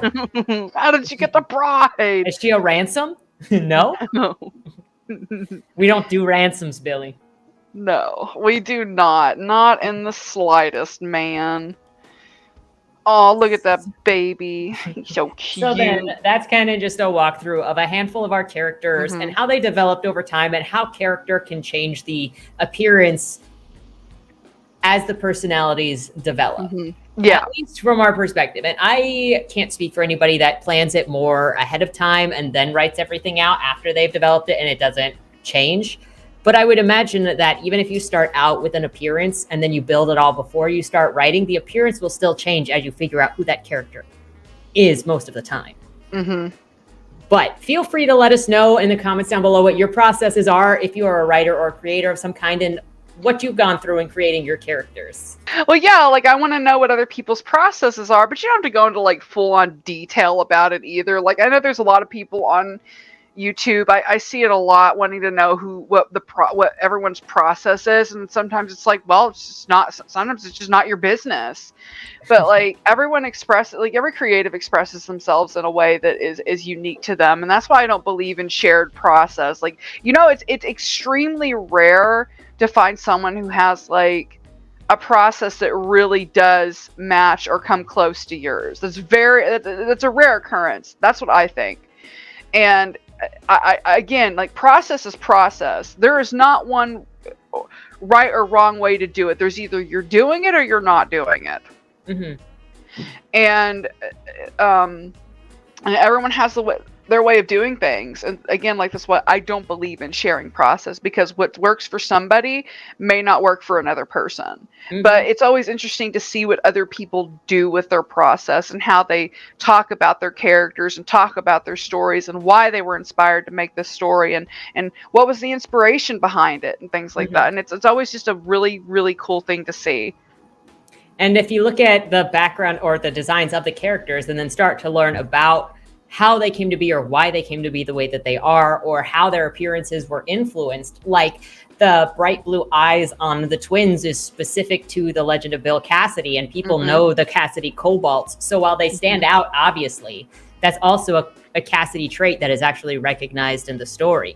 If you look at them and you consider that it's strange that there are twins in that 1890 or 1889, that's true because it was super dangerous in general to give birth, but especially for twins. So their mom died when they were born, and that's built into their character. If you look at Tommy's appearance, both his green eyes and his darker skin actually play a role in the story, and they're recognized, and it's also part of his love story with Marcella.